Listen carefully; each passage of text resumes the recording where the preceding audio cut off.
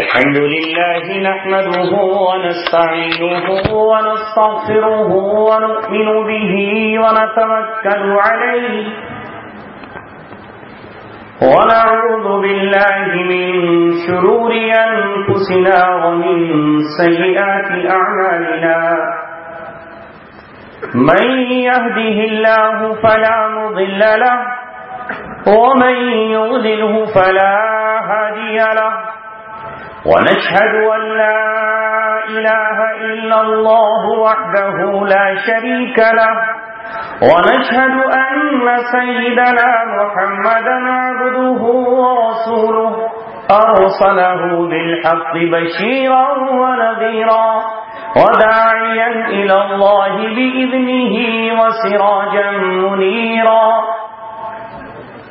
وصلى الله عليه وسلم تسليما كثيرا كثيرا كثيرا أما بعد قال الله تبارك وتعالى في كتابه الكريم إنا أعطيناك الكوثر فصل لربك وانحر إن شانئك هو الأبتر صدق الله العلي العظيم قال رسول الله صلى الله عليه وسلم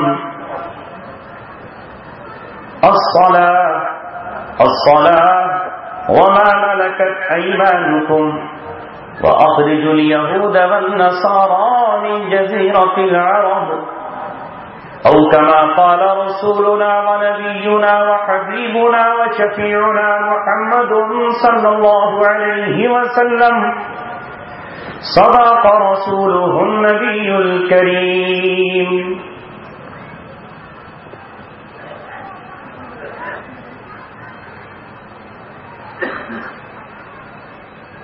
میری زندگی کا مقصد میرے دین کی سرفرازی، میری زندگی کا مقصد میرے دین کی سرفرازی، میں اسی لیے مسلمان، میں اسی لیے نمازی۔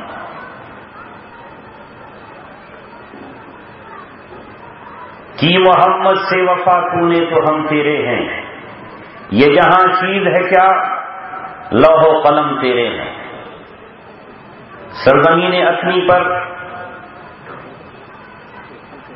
آج جمع محمد رسول اللہ صلی اللہ علیہ وسلم کے سچے غلاموں، آپ کے عاشقوں اور آپ کے چاہنے والوں، آج کی رات تذکرہ ہم اس ذات گرامی کا کرنے جا رہے ہیں جس کا ذکر تمام کتابوں میں تھا، جس کا ذکر ہر نبی کی زبان پر تھا، جس کا ذکر ہر رسول کی زبان پر تھا۔ جو نبی اور پیغمبر آیا اس نے اس نبی کی بشارت سنائی، اس کے آنے کی خبر دی، یہاں تک کہ 571 عیسوی میں حضرت عیسیٰ علیہ السلام کی بشارت بن کر، حضرت ابراہیم علیہ السلام کی دعا بن کر وہ مکہ مکرمہ میں آمنہ کی گود میں جلوہ افروز ہوئے۔ عبداللہ کے بطن سے نکل کر بنو ہاشم کے خاندان سے اللہ تعالیٰ نے آپ کو پیدا کیا۔ پچھلی امتیں آپ کو نہ دیکھ سکی نہ آپ کو پا سکی، پچھلی امتیں نہ آپ پر اترنے والی کتاب کو پڑھ سکی نہ اس پر ایمان لا سکی۔ میں اور آپ وہ خوش نصیب ہیں، میں اور آپ وہ سعادت مند ہیں، میں وہ آپ امت کا وہ بہترین حصہ ہیں جسے اللہ تبارک و تعالیٰ نے رسالت کے طور پر آخری رسول عطا فرمایا، جسے پیغمبر کے طور پر آخری پیغمبر عطا فرمایا، جسے اللہ تبارک و تعالیٰ نے سید الاولین والآخرین نصیب فرمائے۔ آج میں اور آپ کتنے خوش نصیب ہیں۔ دنیا کی کون قوم ہے جو یہ کہہ سکتی ہے کہ ہمارے پاس آسمانی تعلیم موجود ہے، کوئی نہیں کہہ سکتی یہودیوں کے پاس آسمانی کتاب نہیں ہے، وہ لاکھ کہیں کہ تورات ہمارے پاس ہے، لیکن تورات ان کے پاس وہ نہیں ہے جو موسیٰ علیہ السلام کے پاس آئی تھی۔ لاکھ عیسائی دعویٰ کرے کہ ہمارے پاس انجیل ہے، لیکن ان کے پاس وہ انجیل نہیں ہے جو اللہ تبارک و تعالیٰ نے حضرت عیسیٰ علیہ السلام پر اتاری تھی۔ لاکھ یہودی دعویٰ کرے کہ ہم حضرت داؤد کے ماننے والے ہیں اور ہمارے پاس زبور ہے، لیکن ان کے پاس وہ زبور نہیں ہے جو اللہ تبارک و تعالیٰ نے سیدنا داؤد علیہ السلام پر نازل فرمائی تھی۔ دنیا کی کوئی قوم، یہ تو اہل کتاب کہلاتے ہیں، باقی رہی دنیا کی اور قومیں وہ کیا کہہ سکتی ہیں؟ کسی کے پاس انسان کی لکھی ہوئی کوئی کتاب ہو سکتی ہے؟ روئے زمین پر مشرق و مغرب میں، عرب و عجم میں، ہند میں اور تمام دنیا میں کوئی قوم اگر یہ کہہ سکتی ہے کہ ہمارے پاس آسمانی کتاب ہے تو محمد رسول اللہ کی امت ہے اور وہ آپ ہے۔ ہاں وہی کتاب جس کی تلاوت ابھی قاری صاحب نے فرمائی، یہی وہ کتاب ہے جو اللہ تبارک و تعالیٰ نے لوح محفوظ میں جس کو حفاظت کے ساتھ رکھا ہوا تھا، پھر یہ کتاب رسول اللہ صلی اللہ علیہ وسلم پر 23 سال میں مکمل اتر گئی۔ پھر یہ کتاب صحابہ نے اپنے سیروں میں محفوظ کر لی، ان کے بعد پھر اس کتاب کو تابعین نے محفوظ کر لیا، تابعین کے بعد پھر تبع تابعین نے محفوظ کر لیا، اس کے بعد صدیاں گزری اور گزرتے گزرتے آج 14.5 صدیوں کے بعد بھی الحمدللہ ہمارے معصوم بچوں کے سینوں میں، ہمارے نوجوانوں کے سینوں میں اور ہمارے بزرگوں کی پیشانیوں میں اور ہمارے لہو کے قطرے قطرے میں وہی کتاب موجود ہے جو آسمان دنیا میں محفوظ ہے، جو لوح محفوظ میں حفاظت کے ساتھ رکھی ہوئی ہے، جو محمد رسول اللہ صلی اللہ علیہ وسلم کے سینے میں تھی اور جو 1,25,000 صحابہ کرام کے دلوں میں موجود تھی۔ آج بھی کروڑوں مسلمانوں کے سینوں میں وہ کتاب اسی آب و تاب کے ساتھ موجود ہے، اسی زیر و زبر کے ساتھ موجود ہے، اسی آن بان کے ساتھ موجود ہے، اسی شان اور اسی کیفیت کے ساتھ موجود ہے، انہی وعدوں کے ساتھ موجود ہے جو کل وعدے مکہ کی سرزمین پر کیے گئے تھے، انہی وعیدوں کے ساتھ موجود ہے جو کل مکہ میں وعیدیں سنائی گئی تھیں، اسی جنت کی بشارت کے ساتھ موجود ہے جو کل سنائی گئی تھی، اسی جہنم کے ڈراوے کے ساتھ موجود ہے جو کل ابو جہل کو سنایا گیا تھا۔ لہذا ہے مسلمانوں، اپنی قسمت پہ ناز کرو اور اپنی سعادت مندی پر خوشیاں مناؤ۔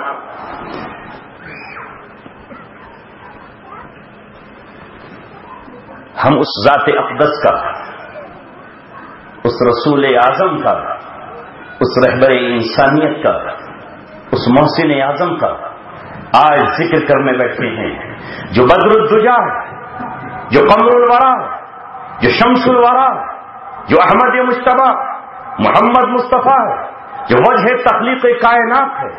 اللہ تبارک و تعالیٰ نے 578 عیسوی میں ان پر اپنی آخری کتاب اتار کر دنیا کے بنائے ہوئے تمام دستوروں کو ختم کر دیا، تمام قانونوں کو ملیا میٹ کر دیا، پچھلی تمام شریعتوں کو منسوخ کر دیا، تمام قاعدے اور ضابطے ختم کر دیے گئے۔ اب دنیا کے لیے ایک ہی ضابطہ ہے، اب دنیا کے لیے ایک ہی طریقہ ہے، ایک ہی قانون ہے، ایک ہی اصول ہے، ایک ہی دستور ہے، ایک ہی ملت ہے، ایک ہی دین ہے، اور اس دین کا نام ہے دین اسلام۔ ایک ہی رہبر و رہنما ہے، اس کے سوا کوئی دوسرا نہیں ہے۔ لہذا قرآن اعلان کرتا ہے، قرآن اعلان کرتا ہے، یعنی اللہ اعلان کرتا ہے، وَمَن يَبْتَغِ غَيْرَ الْإِسْلَامِ دِينًا فَلَن يُقْبَلَ مِنْهُ۔ اسلام کے علاوہ اللہ تبارک و تعالیٰ کے یہاں اب کوئی دین قابل قبول نہیں ہے۔ اعلان کر دیا رسول اللہ صلی اللہ علیہ وسلم نے، الاسلام یہدم ما کان قبلہ۔ اسلام آ گیا، پچھلی شریعت ختم، اب حلال وہ ہے جسے سرور کائنات حلال کہیں، اب حرام وہ ہے جسے محمد رسول اللہ حرام کہیں، جائز وہ ہے جسے آپ جائز کہیں، ناجائز وہ ہے جسے آپ ناجائز کہیں۔ لہذا 1450 برس پہلے اللہ تبارک و تعالیٰ نے قرآن کو نازل فرما کر حرام و حلال کا قصہ ختم کر دیا ہے۔ دنیا میں کسی ولی کو، کسی قطب کو، کسی ابدال کو، کسی شہید کو، کسی صدیق کو، حتیٰ کہ نبی کو بھی اپنا قانون بنانے کی اجازت نہیں ہے۔ قانون آ گیا قرآن کی شکل میں اور اللہ تبارک و تعالیٰ نے بنا دیا۔ لہذا اے مسلمانوں، 1450 برس پہلے رہبر و رہنما بن کر اور ہمارے محبوب اور ہمارے معشوق بن کر محمد رسول اللہ آئے ہیں۔ انہی کے نقش قدم پر چل کر صحابہ نے اللہ تبارک و تعالیٰ سے رضامندی کا خطاب حاصل کیا ہے۔ آج بھی امت مسلمہ اگر اللہ کی رضا چاہتی ہے تو اسے رسول اللہ کے نقش قدم پر چلنا ہے۔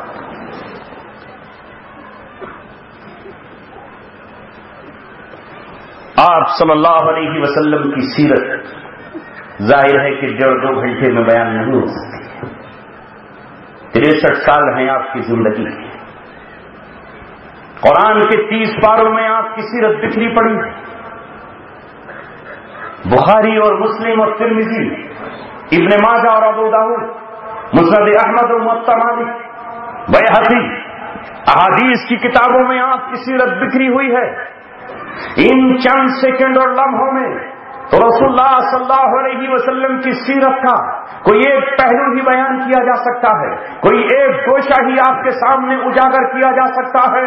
وہ محمد رسول اللہ صلی اللہ علیہ وسلم کامل اور مکمل ہیں، جن کی زندگی میں اللہ تبارک و تعالیٰ کی ذات بھی پیش نظر ہے اور مخلوق کے حقوق بھی پیش نظر ہے۔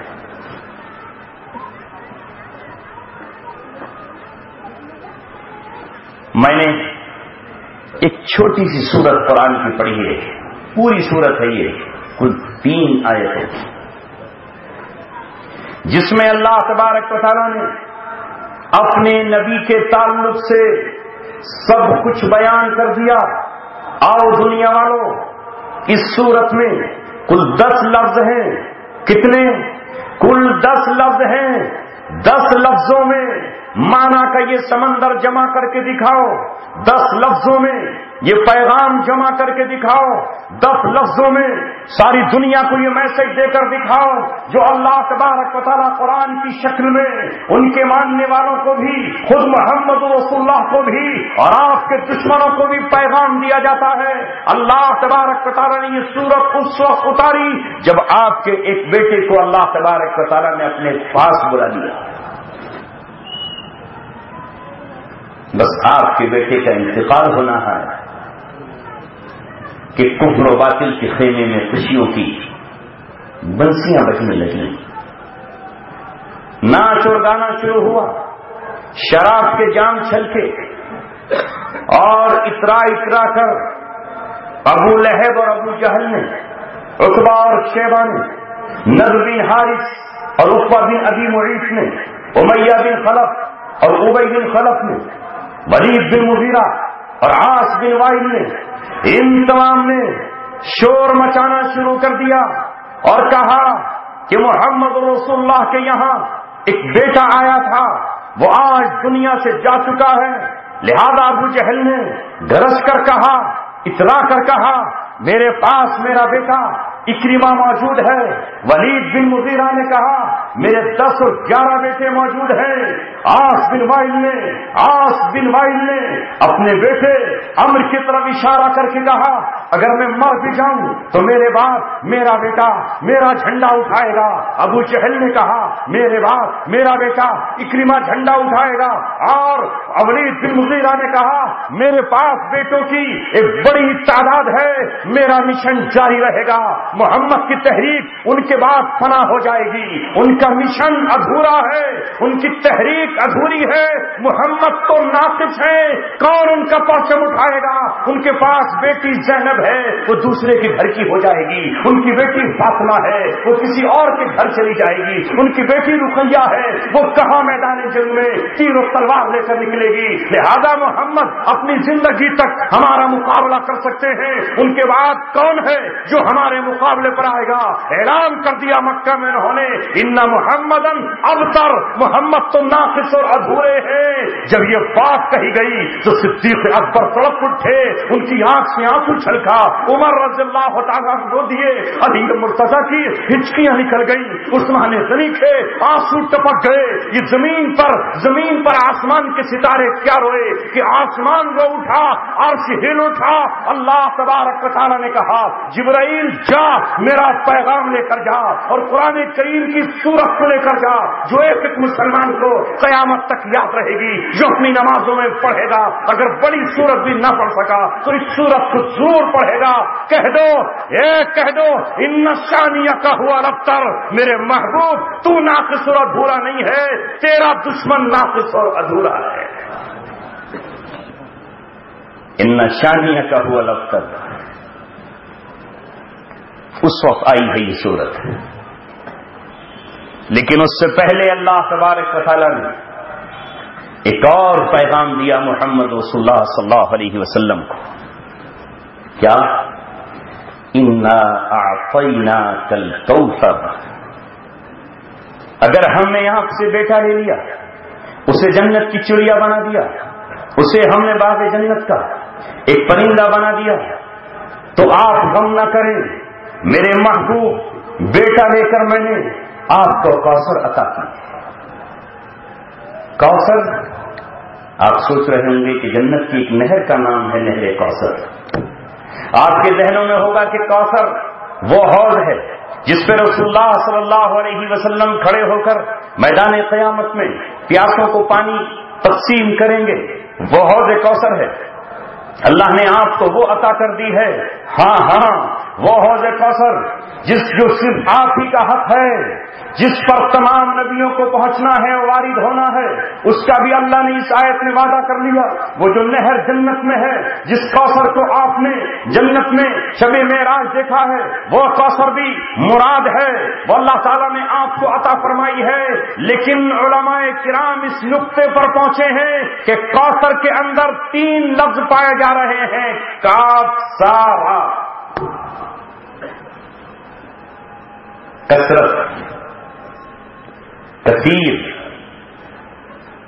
کثیر بولا جاتا ہے قلیل کے مقابلے میں، قلیل کہتے ہیں تھوڑے کو، کثیر کہتے ہیں زیادہ کو۔ اللہ تبارک و تعالیٰ یہ کہنا چاہتا ہے کہ میرے محبوب میں نے تجھے کوثر عطا کر دی، تجھے کثرت دے دی۔ اس روئے زمین پر جس کثرت سے تیرا نام لیا جائے گا، کسی رہبر کا نہیں، کسی رہنما کا نہیں، کسی پیغمبر کا نہیں، کسی رسول کا نہیں، کسی بادشاہ کا نہیں، کسی سلطان کا نہیں، جتنا تیرا نام لیا جائے گا۔ لہذا آج روئے زمین پر 24 گھنٹے میں کوئی لمحہ ایسا نہیں ہے جو محمد رسول اللہ کا نام نہ لیا جا رہا ہو۔ فجر کی اذان میں لیا جاتا ہے تو ظہر کی اذان میں لیا جاتا ہے، عصر کی اذان میں تو مغرب کی اذان میں۔ اور آپ صلی اللہ علیہ وسلم کے ماننے والے صرف عرب میں نہیں رہتے، صرف ہندوستان میں نہیں رہتے، جب اذانیں شروع ہوتی ہیں تو انڈونیشیا کے جزیروں سے لے کر امریکہ کے جزیروں تک، اسرائیل سے لے کر جزیرہ عرب تک، ہندوستان سے لے کر چین تک ابھی فجر کی اذانیں شروع ہوتی ہے کہ ایک علاقے میں یہ اذان ختم نہیں ہوتی کہ دوسرے علاقے میں ظہر کی شروع ہو جاتی ہے، ابھی ظہر کی اذانوں سے فضا گونج رہی ہوتی ہے کہ عصر کی اذانیں شروع ہو جاتی ہیں، ابھی عصر کی اذانیں ایک علاقے میں ختم نہیں ہوتی کہ مؤذن مغرب کی اذان شروع کر دیتا ہے اور کہتا ہے اشہد ان محمد رسول اللہ، میں گواہی دیتا ہوں کہ محمد اللہ کے رسول ہے۔ آپ کا نام اگر اذان رمضان میں لیا جاتا ہے تو ہر وہ شخص جو نماز پڑھ رہا ہے محمد رسول اللہ کے غلام 24 گھنٹے میں کوئی سیکنڈ ایسا نہیں ہے جو دنیا کے کسی خطے میں نماز ادا نہ کی جا رہی ہو جب وہ بیٹھتا ہے تحیات پڑھنے کے لیے تو السلام علیکہ ایھا النبی اور یہ کہنے کے بعد کہتا ہے اللہم صلی علی محمد وعلی آل محمد. محمد رسول اللہ کا نام دنیا کے چپے چپے پر لیا جا رہا ہے کوئی لینے والا؟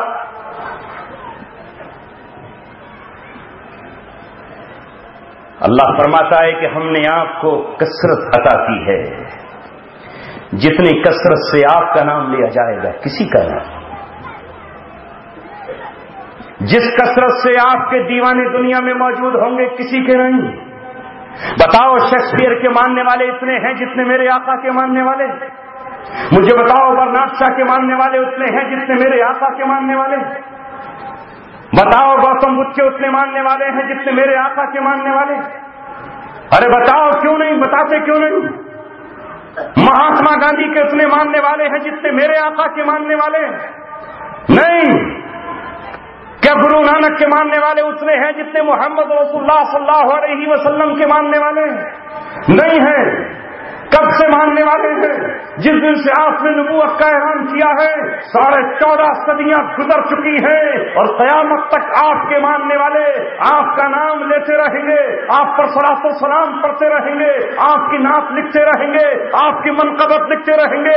کل عبداللہ بن رواحہ لکھ رہے تھے، کل حسان بن ثابت لکھ رہے تھے، تو آج بھی اللہ تبارک و تعالیٰ نے سینکڑوں حسان پیدا کر دیے ہیں، سینکڑوں عبداللہ بن رواحہ پیدا کر دیے ہیں. تقریر میں آپ کا نام، تو تحریر میں آپ کا نام، قرآن میں آپ کا نام، تو حدیث میں آپ کا نام، نماز فجر کے بعد آپ کا نام، تو جمعے کے خطبوں میں آپ کا نام، تو نکاح کے خطبوں میں آپ کا نام، تو نماز جنازہ میں صلاۃ و سلام درود کے ساتھ آپ کا نام. ارے کہاں کہاں آپ کا نام نہیں لیا جا رہا ہے. سچ کہا اللہ تعالیٰ نے وَرَفَعْنَا لَكَ ذِكْرَكَ، ہم نے آپ کے نام کو بلند کر دیا.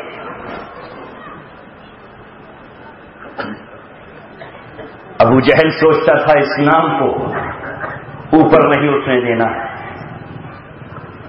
اس نام کو آگے نہیں بڑھنے دینا.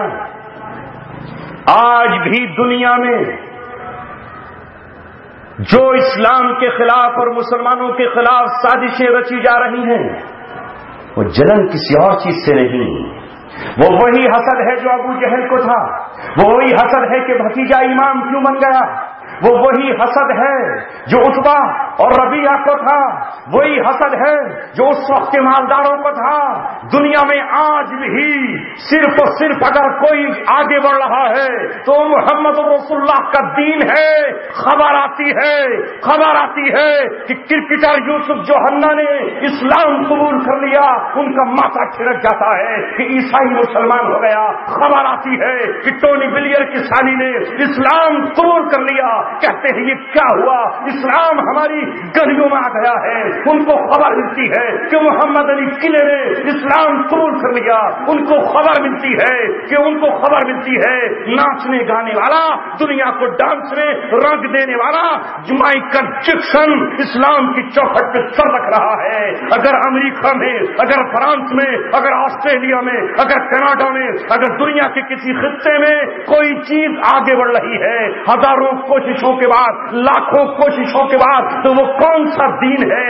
یہودی اسلام کی چھاؤں میں آ رہے ہیں، عیسائی اسلام کی چھاؤں میں آ رہے ہیں، اور اگر کوئی آگے بڑھ رہا ہے تو محمد رسول اللہ کا دین ہے. یہ ہے حسد، یہ ہے وہ جلن کہ آخر آج بھی محمد رسول اللہ صلی اللہ علیہ وسلم کے دیوانے اس گئے گزرے دور میں بھی موجود ہیں جو رسول اللہ صلی اللہ علیہ وسلم سے محبت کرتے ہیں. اگر کسی نے شراب کے جام توڑے تو کس بنیاد پر وہ اسلام کی چھاؤں میں آیا؟ کسی نے اگر سنیما ہال سے توبہ کی اور فلمی دنیا سے توبہ کر کے جنید جمشید بنا جو کل تک گانے گاتا تھا آج کس کی نعتیں پڑھ رہا ہے، آج کس کی منقبت گا رہا ہے، آج کس کے لیے رو رہا ہے، آج کس کی شان میں تعریفیں کر رہا ہے؟ یہ توبہ کر کے کہاں آیا؟ یہ آیا محمد رسول اللہ کی غلامی میں۔ اللہ تبارک و تعالیٰ نے کہا میرے محبوب انا اعطینا کل کوثر، جتنا تیرا نام لکھا جائے گا اتنا کسی کا نام نہیں لکھا جائے گا۔ ابن اسحاق تیری سیرت لکھے گا، شبلی تیری سیرت پہ قلم اٹھائے گا، سلمان ندوی تیری سیرت کو بیان کرے گا، صفی الرحمان مبارک پوری تیری سیرت پہ کتاب الرحیق المختوم لکھے گا، تیری سیرت پر سیرت حلویہ لکھی جائے گی، تیری سیرت پر النبی الخاتم لکھی جائے گی۔ کوئی بغیر نقطوں کی لکھے گا، کوئی نقطوں کی لکھے گا۔ تیرا نام کبھی شیخ عبد القادر جیلانی لے گا تو کبھی تیرا نام محبوب سبحانی نظام الدین اولیاء لے گا، تو کبھی تیرا نام شہاب الدین سہروردی لے گا، تو کبھی تیرا نام محمود غزنوی لے گا، تو کبھی تیرا نام شیر شاہ سوری لے گا۔ تیرا نام دنیا میں روشن کیا جائے گا۔ کبھی تیرا پرچم اٹھا کر شمس الدین التمش نکلے گا، تو کبھی تیرا پرچم اٹھا کر احمد شاہ ابدالی میدان میں آ جائے گا۔ کبھی تیری زندگی کو سامنے رکھ کر میسور کی سرزمین سے سلطان ٹیپو حیدر علی کا بیٹا کھڑا ہو جائے گا، اور آخری دم تک تیرے نام کی صدا لگاتا رہے گا، مسجد اعلیٰ بنائے گا اور آ کر کے اعلان کرے گا کون ہے آج مسجد میں نماز پڑھانے والا؟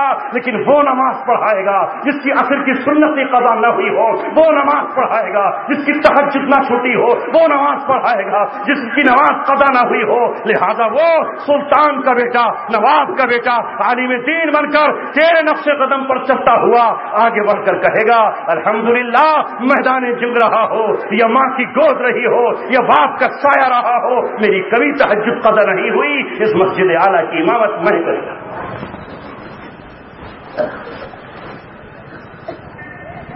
اللہ تبارک و تعالیٰ نے اپنے محبوب سے کہا انا اعطینا کل کوثر، ہم نے آپ کو کثرت عطا کر دی ہے۔ یہ کثرت دنیا میں بھی، جب کل قیامت میں آپ آئیں گے حضرت آدم سے لے کر عیسیٰ ابن مریم تک ان کی امتوں کی صفوں کی تعداد 40 ہوگی اور تیری امت کی صفوں کی تعداد اکیلے کی 80 ہوگی۔ 120 صفیں ہوں گی، 120 میں 40 حضرت آدم سے عیسیٰ ابن مریم تک 1.25 لاکھ نبیوں کی صفیں ہیں، اور باقی خود رسول اللہ صلی اللہ علیہ وسلم کی 80 صفیں ہوں گی۔ اللہ تبارک و تعالیٰ نے محمد رسول اللہ صلی اللہ علیہ وسلم کو اس شان کے ساتھ بھیجا۔ اللہ نے کہا ابو جہل تو کس خوش فہمی میں ہے، اے ولید بن مغیرہ تو کس گھمنڈ میں ہے، تو ہی ناقص اور ادھورا ہے، تیرا نام مٹ جائے گا، ابو جہل تو ختم ہو جائے گا، وقت تو آنے دے۔ صلح حدیبیہ کے بعد اے ولید بن مغیرہ تیرا ہی اپنا بیٹا محمد رسول اللہ کے قدموں میں اپنا سر رکھے گا اور ان کے ہاتھ میں ہاتھ دے کر اسلام کی بیعت کرے گا، اور پھر اپنے ہاتھ میں تلوار لے کر کبھی رومیوں کے مقابلے پر نکلے گا تو کبھی کسرا کے مقابلے پر نکلے گا۔ تیرا بیٹا تیرے مشن کو نہیں بلکہ محمد رسول اللہ کے مشن کو پورا کرے گا اور 4 دانگے عالم میں اسلام پھیلائے گا۔ اللہ تبارک و تعالیٰ اسے آسمان سے سیف اللہ کا خطاب دے گا، تیرا ہی بیٹا محمد رسول اللہ کی تحریک کو آگے بڑھائے گا، تو ناقص و ادھورا ہے، محمد رسول اللہ کامل و مکمل ہے۔ اے ابو جہل فتح مکہ کے بعد تیرے بیٹے کے پسینے چھوٹ جائیں گے، وہ مکہ کی سرحدیں چھوڑ دے گا اور اس کے بعد اس کی بیوی امن طلب کرے گی محمد رسول اللہ سے، اور محمد رسول اللہ تیرے بیٹے کو امن دیں گے۔ پھر تیرا بیٹا تیری مشن کو نہیں، تیری تحریک کو نہیں بلکہ رومیوں سے مقابلے پر نکلے گا، اور جب رومی لڑتے لڑتے مسلمانوں کے خیموں تک پہنچ جائیں گے تو ایک دن یہ آئے گا کہ تیرا بیٹا اپنے گھوڑے سے کود جائے گا اور آواز لگائے گا اے لوگوں میرے قبیلے کے لوگوں کہاں ہو؟ جب میں محمد رسول اللہ کے مقابلے پر نکل سکتا ہوں تو آج ان کے دین کی حمایت میں کون ہے جو میرے ہاتھ پر موت کی بیعت کرے؟ کون ہے جو میرے ہاتھ پر زندگی کی بیعت کرے؟ لہذا 400 نوجوان اس کے قبیلے کے اٹھ کھڑے ہوں گے جو رومیوں کے دانت کھٹے کر دیں گے اور ان کی صفیں الٹ کر پھینک دیں گے اور اپنے گھوڑوں سے کود کر ان سے مقابلہ کریں گے، یہاں تک کہ تیرا بیٹا زخموں کی تاب نہ لا کر زمین پہ گر جائے گا۔ خالد بن ولید اس کی لاش اور اس کے جسم کو اپنی باہوں میں اٹھائے گا، وہ کہے گا بتا کیا چاہیے؟ تو وہ یہ کہے گا اے خالد میری قوم سے کہہ دینا کہ میں نے محمد رسول اللہ کے دین پر اپنی جان دی ہے، اور کل قیامت میں بھی رسول اللہ سے کہہ دینا کہ میرا باپ تو آپ کی مخالفت پر تھا لیکن میں نے آپ کے دین کا پرچم تھامتے ہوئے اپنی خون کی آخری بوند اور اپنی آخری آرزو آپ کے دین پہ قربان کر دی۔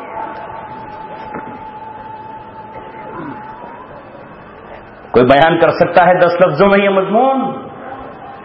ارے یہ ہے اللہ تبارک و تعالیٰ کا کلام۔ لیکن ہائے مسلمانوں، آج یہی اللہ تبارک و تعالیٰ کی کتاب مسلمانوں کے بیچ اجنبی اور بیگانہ بن گئی ہے۔ کل اس کتاب کا حال یہ تھا کہ اس کتاب کا مخالف ہوتے ہوئے ابو جہل سننے کے لیے جاتا، اس کتاب کو سننے کے لیے عتبہ جاتا، اس کتاب کو سننے کے لیے ربی آ جاتا۔ رات کے اندھیروں میں وہ اس کتاب کو سنا کرتے تھے۔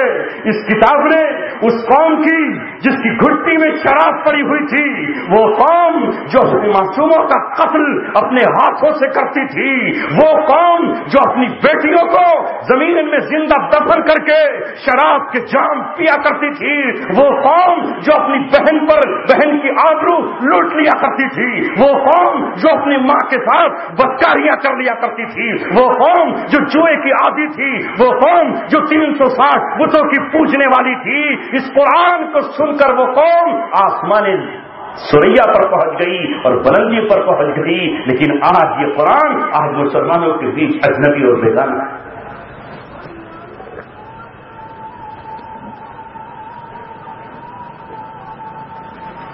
آج مسلمانوں کے بیچ قرآن روتا ہے۔ ذرا غور کرو یہاں نوجوانوں، گھر میں قرآن تو موجود ہے لیکن اس قرآن کے پڑھنے والے آپ کے گھر میں کتنے ہیں؟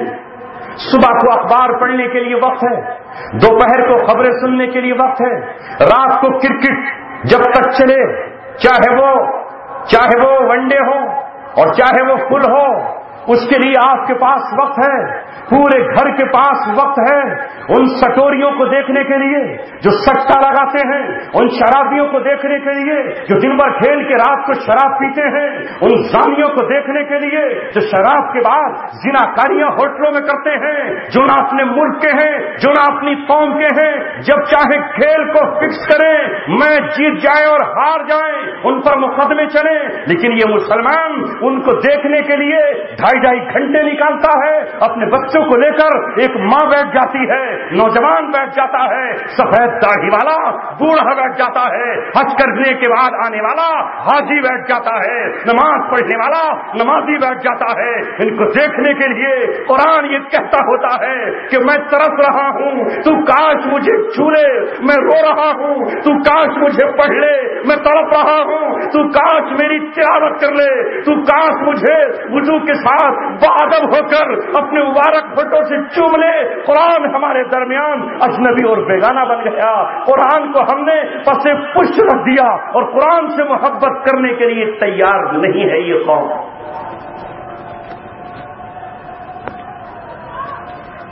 یہ کوئی معمولی جرم نہیں ہے، اسی قرآن کی آیت نے گواہی دی ہے کہ کل قیامت کے میدان میں میں اور آپ اگر قرآن کا حق ادا نہیں کرتے تو مجرم کی حیثیت سے کھڑے ہوں گے، اور وکیل کون ہوگا بتاؤ؟ قرآن کا وکیل کون ہوگا؟ تم تو سوچ رہے ہوگے کہ ہندوستان کا مشہور وکیل رام جیٹھ ملانی، یہ سوچ رہے ہوگے نا کہ رام جیٹھ ملانی کو پکڑ لیں گے، جیللتا کا کیس جتوا دیا اس نے ہمارا بھی جتوا دے گا، ایک دن میں جماعت کروا دی ہماری بھی کروا دے گا۔ یہ تو بیچارہ اپنے ہی بچائے پھر رہا ہوگا، جو شرک پہ مرے گا اس کو تو جہنم بیننے کے لیے تیار بیٹھی ہوگی۔ کون ملے گا وکیل بتاؤ، کس کو پکڑ کر لاؤ گے؟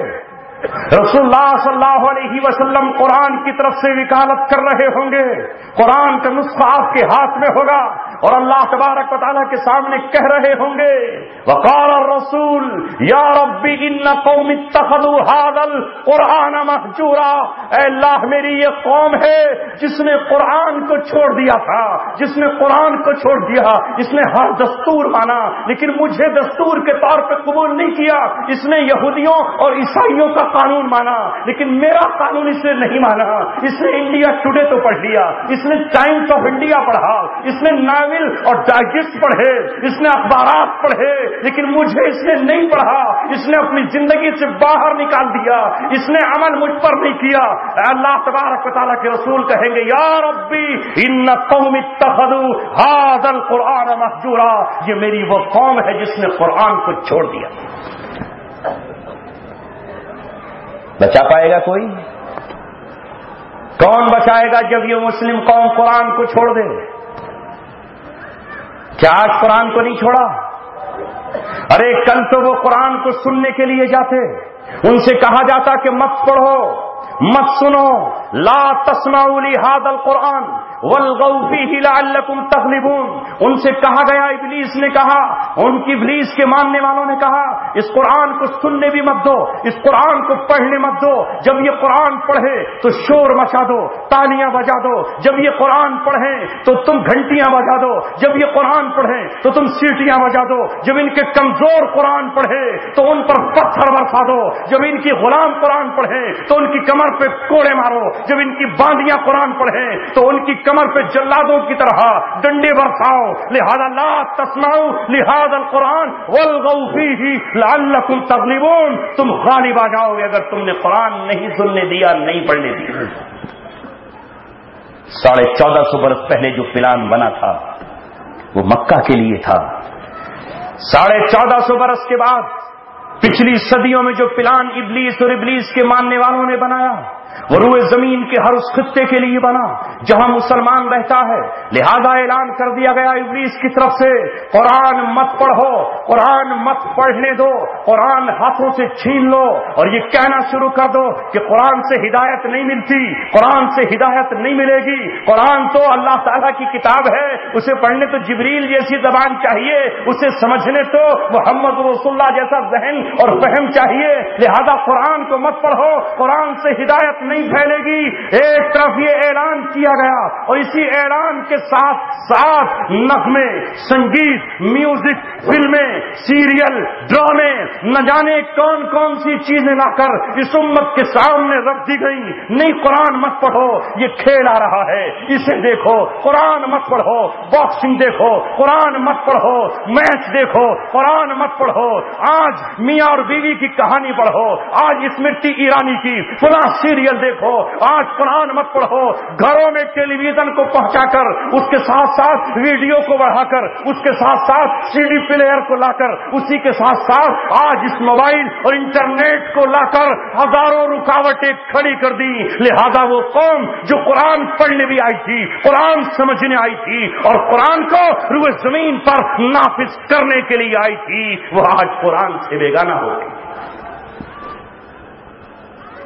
قرآن اس کے درمیان رو رہا ہے، پکار رہا ہے، اور یہ اس کی پکار سننے کے لیے تیار نہیں ہے۔ قرآن کہتا ہے میں نے آج سے 1450 برس پہلے جو وعدے کیے تھے وہ صرف مکے والوں کے لیے نہیں تھے، میں رہتی دنیا تک کے لیے آیا ہوں، میں قیامت تک کے لیے آیا ہوں۔ اگر تم بھی میرے وعدوں کو پورا کرو، اگر تم بھی مجھ سے عشق و محبت کرنے لگو، اگر تم بھی مجھے اپنے سینے میں بسا لو، اگر تم بھی مجھے اپنے خون میں بسا لو، اگر تم بھی اس سے راضی ہو جس سے میں راضی، تم اس سے ناراض ہو جاؤ جس سے میں ناراض، تم جس سے دوستی کے لیے میں کہوں اس سے دوستی کرو، اور جس سے میں دشمنی کرنے کے لیے کہوں اس سے دشمنی کرو، تو جاؤ۔ کل میں نے ان لوگوں کو کہ جن کے پاس چرانے کے لیے بکریاں تک نہیں تھی تھیں جن کے پاس جسم کو چھپانے کے لیے کپڑے تک نہیں تھے، جن کے پاس پیٹ بھرنے کے لیے کھجوریں میسر تک نہیں تھیں، جن کے پاس پینے کے لیے پانی کے چشمے تک نہیں تھے، جن کے پاس سوار ہونے کے لیے اونٹ میسر تک نہیں تھے، لیکن انہوں نے صرف مجھ سے محبت کی، انہوں نے صرف مجھ سے پیار کیا، مجھ سے عشق کیا۔ وہ مکہ چھوڑ کر مدینہ آ گئے، مدینہ میں چھت نہ ملی تو انہوں نے کھجوروں کے پتوں کی چھت بنا کر اس کے نیچے اپنی راتیں گزاری، انہیں پانی نہ ملا تو اونٹ کی اوجڑیاں نچوڑ کر پی لی، انہیں کھانا نہ ملا تو درختوں کی چھالیں چبا لی، لیکن 10 سال پورے نہیں گزرے تھے، 6 سال کی آزمائش کے بعد میں نے انہیں مکہ کی فتح دکھائی، میں نے انہیں خیبر فتح ہوتے ہوئے دکھایا، میں نے انہیں بنو قریظہ کا مال مال غنیمت میں دیا، میں نے انہیں بنو قینقاع کا مال مال غنیمت میں دیا، میں نے انہیں طائف فتح کر کے دیا۔ ابھی وہ صحیح معنی میں سیدھے بھی نہ ہوئے تھے کہ فدق کی زمینیں انہیں دے دی، میں نے دنیا کے خزانے انہیں دے دیے۔ اور جب عمر ابن خطاب تخت شاہی پر بیٹھا تو کسریٰ کی پوری حکومت ان کی ٹھوکروں میں ڈال۔ یہی قرآن آج ایک مسلمان سے کہہ رہا ہے، تو مجھ سے محبت کا دعویٰ کرتا ہے، لیکن اپنے دعوے کو صحابہ کے دعوے پر ذرا ناپ کر دیکھ، صحابہ کے دعوے پر ذرا اپنے دعوے کو تول کر دے، کیا تیرا دعویٰ سچا ہے؟ یہ تو جھوٹا نظر آ رہا ہے۔ اے مسلمانوں، میں آپ سے سوال کرتا ہوں، آج پوری روئے زمین پر اللہ تبارک و تعالیٰ کی شریعت کو روکنے کے لیے کون کھڑے ہیں؟ نظر دوڑاؤ پوری دنیا پر، اگر کوئی جماعت، کوئی گروہ، کوئی لشکر جان و مال کی قربانی دینے کے بعد یہ کہے کہ ہم اللہ تبارک و تعالیٰ کی زمین پر اللہ تبارک و تعالیٰ کی شریعت کو نافذ کرنا چاہتے ہیں، تو ان پر کون بم برسا رہا ہے؟ کس کے طیارے ان کے بچوں کو آگ میں جلا رہے ہیں؟ کون ہے جو انہیں بیرل بموں سے چھلنی کر رہا ہے؟ یہ وہ ہیں جو اپنے آپ کو مسلمان کہتے ہیں، یہ وہ ہیں جو اپنے آپ کو مسلم حکمران کہتے ہیں، بنگلہ دیش سے لے کر کے پاکستان تک اور شام سے لے کر کے عراق تک، جزیرہ عرب سے لے کر کے جزیرہ عرب سے لے کر کے آپ صومالیہ تک چلے جائیے، ہم کیا رونا روئیں ان کا جنہیں ہم یہودی کہتے ہیں، ہم کیا رونا روئیں ان کا جنہیں ہم عیسائی کہتے ہیں۔ وہ تو ظاہر ہے کہ دشمنی کریں گے ہی، اس لیے کہ وہ تو شراب کے عادی ہے، وہ اس نظام کو کیسے چاہیں گے جس نظام میں شراب حرام ہے؟ ظاہر ہے وہ تو مخالف ہوں گے ہی کہ جو زنا کے عادی ہیں، جو اپنی بیویوں کو دوسروں کے حوالے کر دیتے ہیں، لو میری بیوی کے ساتھ تم زنا کرو، جو اپنی بیٹیوں کو زنا کے لیے دوسروں کو پیش کر دیتے ہیں، جو اپنی بہنوں کے ساتھ زنا کاری پر فخر کرتے ہیں اور اس کی تصویریں انٹرنیٹ پر ڈال کر پوری دنیا کو یہ میسج دیتے ہیں کہ نوجوانوں، اپنی بہن کے ساتھ بھی زنا کوئی جرم نہیں ہے، کوئی گناہ نہیں ہے، وہ تو دشمنی کریں گے ہی، وہ تو ساری دنیا کو اکٹھا کریں گے، رونا ان کا نہیں ہے، وہ اکٹھے ہو جاتے، کوئی پرواہ نہیں تھی، وہ آ جاتے۔ لیکن سوال یہ ہے کہ وہ جو اپنے آپ کو مسلمان کہتے ہیں اور جو اس قرآن کو دوسروں کو بانٹتے بھی ہیں، لو اپنے ملک میں جا کے قرآن کو پڑھ لینا۔ ارے ہمیں قرآن دینے والے، ہماری ماں کے پاس قرآن ہے، ہمارے دادا کا قرآن اب تک ہمارے گھر رکھا ہوا ہے، ہم پاکے سے صحیح، ہمارے پاس کپڑے پھٹے ہوئے صحیح، ہمارے بچے کے دامن پر پیون صحیح، لیکن ہم اتنے گئے گزرے بھی نہیں ہیں کہ ہماری جھوپڑی میں قرآن نہ ہو۔ اس قرآن کو بانٹنے والے جب تیرے برابر میں قرآن کے نافذ کرنے والے اٹھے تو تو نے اپنے پورے ایئرپورٹ ان قوموں کو دے دیے اور اپنے پائلٹوں سے یہ کہتا ہے اس قوم کو تباہ کر دو جو زمین پر اللہ کے قرآن کے نظام کی نفاذ کی بات ہے۔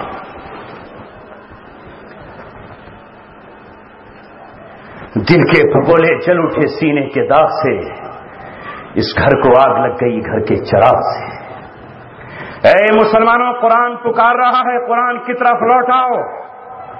جب تک یہ قوم قرآن کی طرف نہیں آئے گی، اللہ تبارک و تعالیٰ کی طرف سے عزت کے تاج سروں پہ نہیں باندھے جائیں گے، اللہ تبارک و تعالیٰ کی طرف سے وعدے پورے نہیں ہوں گے. صحابہ نے قرآن کے رشتے کو اتنا مضبوط تھاما کہ اگر کسی کی ماں نے یہ کہا میرے بیٹے اگر تو قرآن پہ ایمان تو نے نہ چھوڑا تو میں مر جاؤں گی، جب تک کھانا نہیں کھاؤں گی جب تک کہ تو واپس نہیں آتا. بیٹے نے کہہ دیا ہے ماں تجھے 70 زندگی مل جائیں اور ہر زندگی میں تو یہ کہے کہ میں اسلام چھوڑ دوں تو تجھے 70 بار چھوڑ سکتا ہوں لیکن اسلام اور ایمان کو نہیں چھوڑ سکتا. آؤ اس قرآن کا معجزہ دیکھو. میں تو یہی صرف عرض کر رہا تھا کہ اللہ نے فرمایا انا اعطیناک الکوثر فصل لربک وانحر ان شانئک هو الابتر. اللہ نے دو باتیں کہیں کرنے کے لیے رسول اللہ سے اور آپ کے واسطے سے آپ کی امت سے، اور تیسری ذمہ داری اللہ نے خود لی. کیا بات کہی؟ کثرت تو ہم نے آپ کو دے دی ہے. ایک دن یہ آئے گا رسول اللہ صلی اللہ علیہ وسلم نے فرمایا سنو اسلام وہاں تک پہنچ کر رہے گا جہاں تک کہ رات اور دن پہنچتے ہیں. ما بلغ اللیل والنہار. اللہ تبارک و تعالیٰ کسی کچے مکان کو بھی نہیں چھوڑے گا اور کسی پکے مکان کو بھی نہیں چھوڑے گا. الا ادخلہ اللہ الاسلام. اللہ تعالیٰ اس میں اسلام کو داخل کرے گا. اللہ داخل کر کے رہے گا اللہ تبارک و تعالیٰ بذل ذلیل. یا تو کوئی شخص ذلیل ہو کر کے اسلام میں داخل ہوگا او بعز عزیز. یا اسلام ماننے والے کو عزت عطا کر کے اللہ تعالیٰ اسلام کو پہنچا کر رہے گا. کوئی جزیرہ، کوئی سمندر کا ٹاپو اور کوئی جھونپڑی، کوئی محل، کوئی مکان نہیں بچے گا جہاں تک اسلام پہنچ کر نہیں رہے. جائے گا اسلام. قیامت قائم نہیں ہوگی جب تک یہ منظر دنیا نہیں دیکھ لے گی. جب تک اونٹ کی کھال سے بنا ہوا خیمہ اور کھجور کے پتوں سے بنی ہوئی جھونپڑی تک اسلام نہیں پہنچ جائے. آئے گا وہ وقت جس کی تکمیل کے لیے اللہ تبارک و تعالیٰ نے سیدنا مہدی رضی اللہ تعالیٰ عنہ کو پیدا فرمانا ہے، جس کی تکمیل کے لیے حضرت عیسیٰ علیہ السلام کو آسمان سے اتر کے زمین پہ آ جانا ہے. وہ تو آئے گا وقت اسلام کی کثرت ہی کثرت ہوگی. لیکن مکہ کی سرزمین پر اللہ تبارک و تعالیٰ نے محمد رسول اللہ سے کہا فصلی لربک. آپ اپنے رب کے لیے نماز پڑھیں، نماز ادا کیجئے. کہاں؟ مکہ معظمہ میں اتر رہی ہے یہ آیت اور سورت. جہاں نماز پر پہرے، جہاں نماز پر پابندیاں، جہاں بتوں کو سجدے کی اجازت، جہاں بتوں کے نام کا جوا کھیلنے کی اجازت، جہاں بتوں کے نام پر جانور قربان کرنے کی اجازت. لیکن اگر اجازت نہیں تو کسے روئے زمین کے سب سے بڑے موحد کو، سب سے بڑے موحد کے بیٹے ابراہیم کی اولاد اسماعیل کے لخت جگر محمد رسول اللہ کو خانہ کعبہ میں سجدے کی اجازت نہیں. ابو جہل نے کہا جس دن یہ سجدہ کرے مجھے بتا دینا، میں اس کی گردن پر پیر رکھ کر اسی دن گلا دبا دوں گا. ہمارے ہوتے ہوئے یہ اللہ تبارک و تعالیٰ کی عبادت کرے. لہذا محمد رسول اللہ نے ایک دن سجدے میں سر رکھا. ابو جہل کو کسی نے بتایا کہ محمد سجدے میں ہے.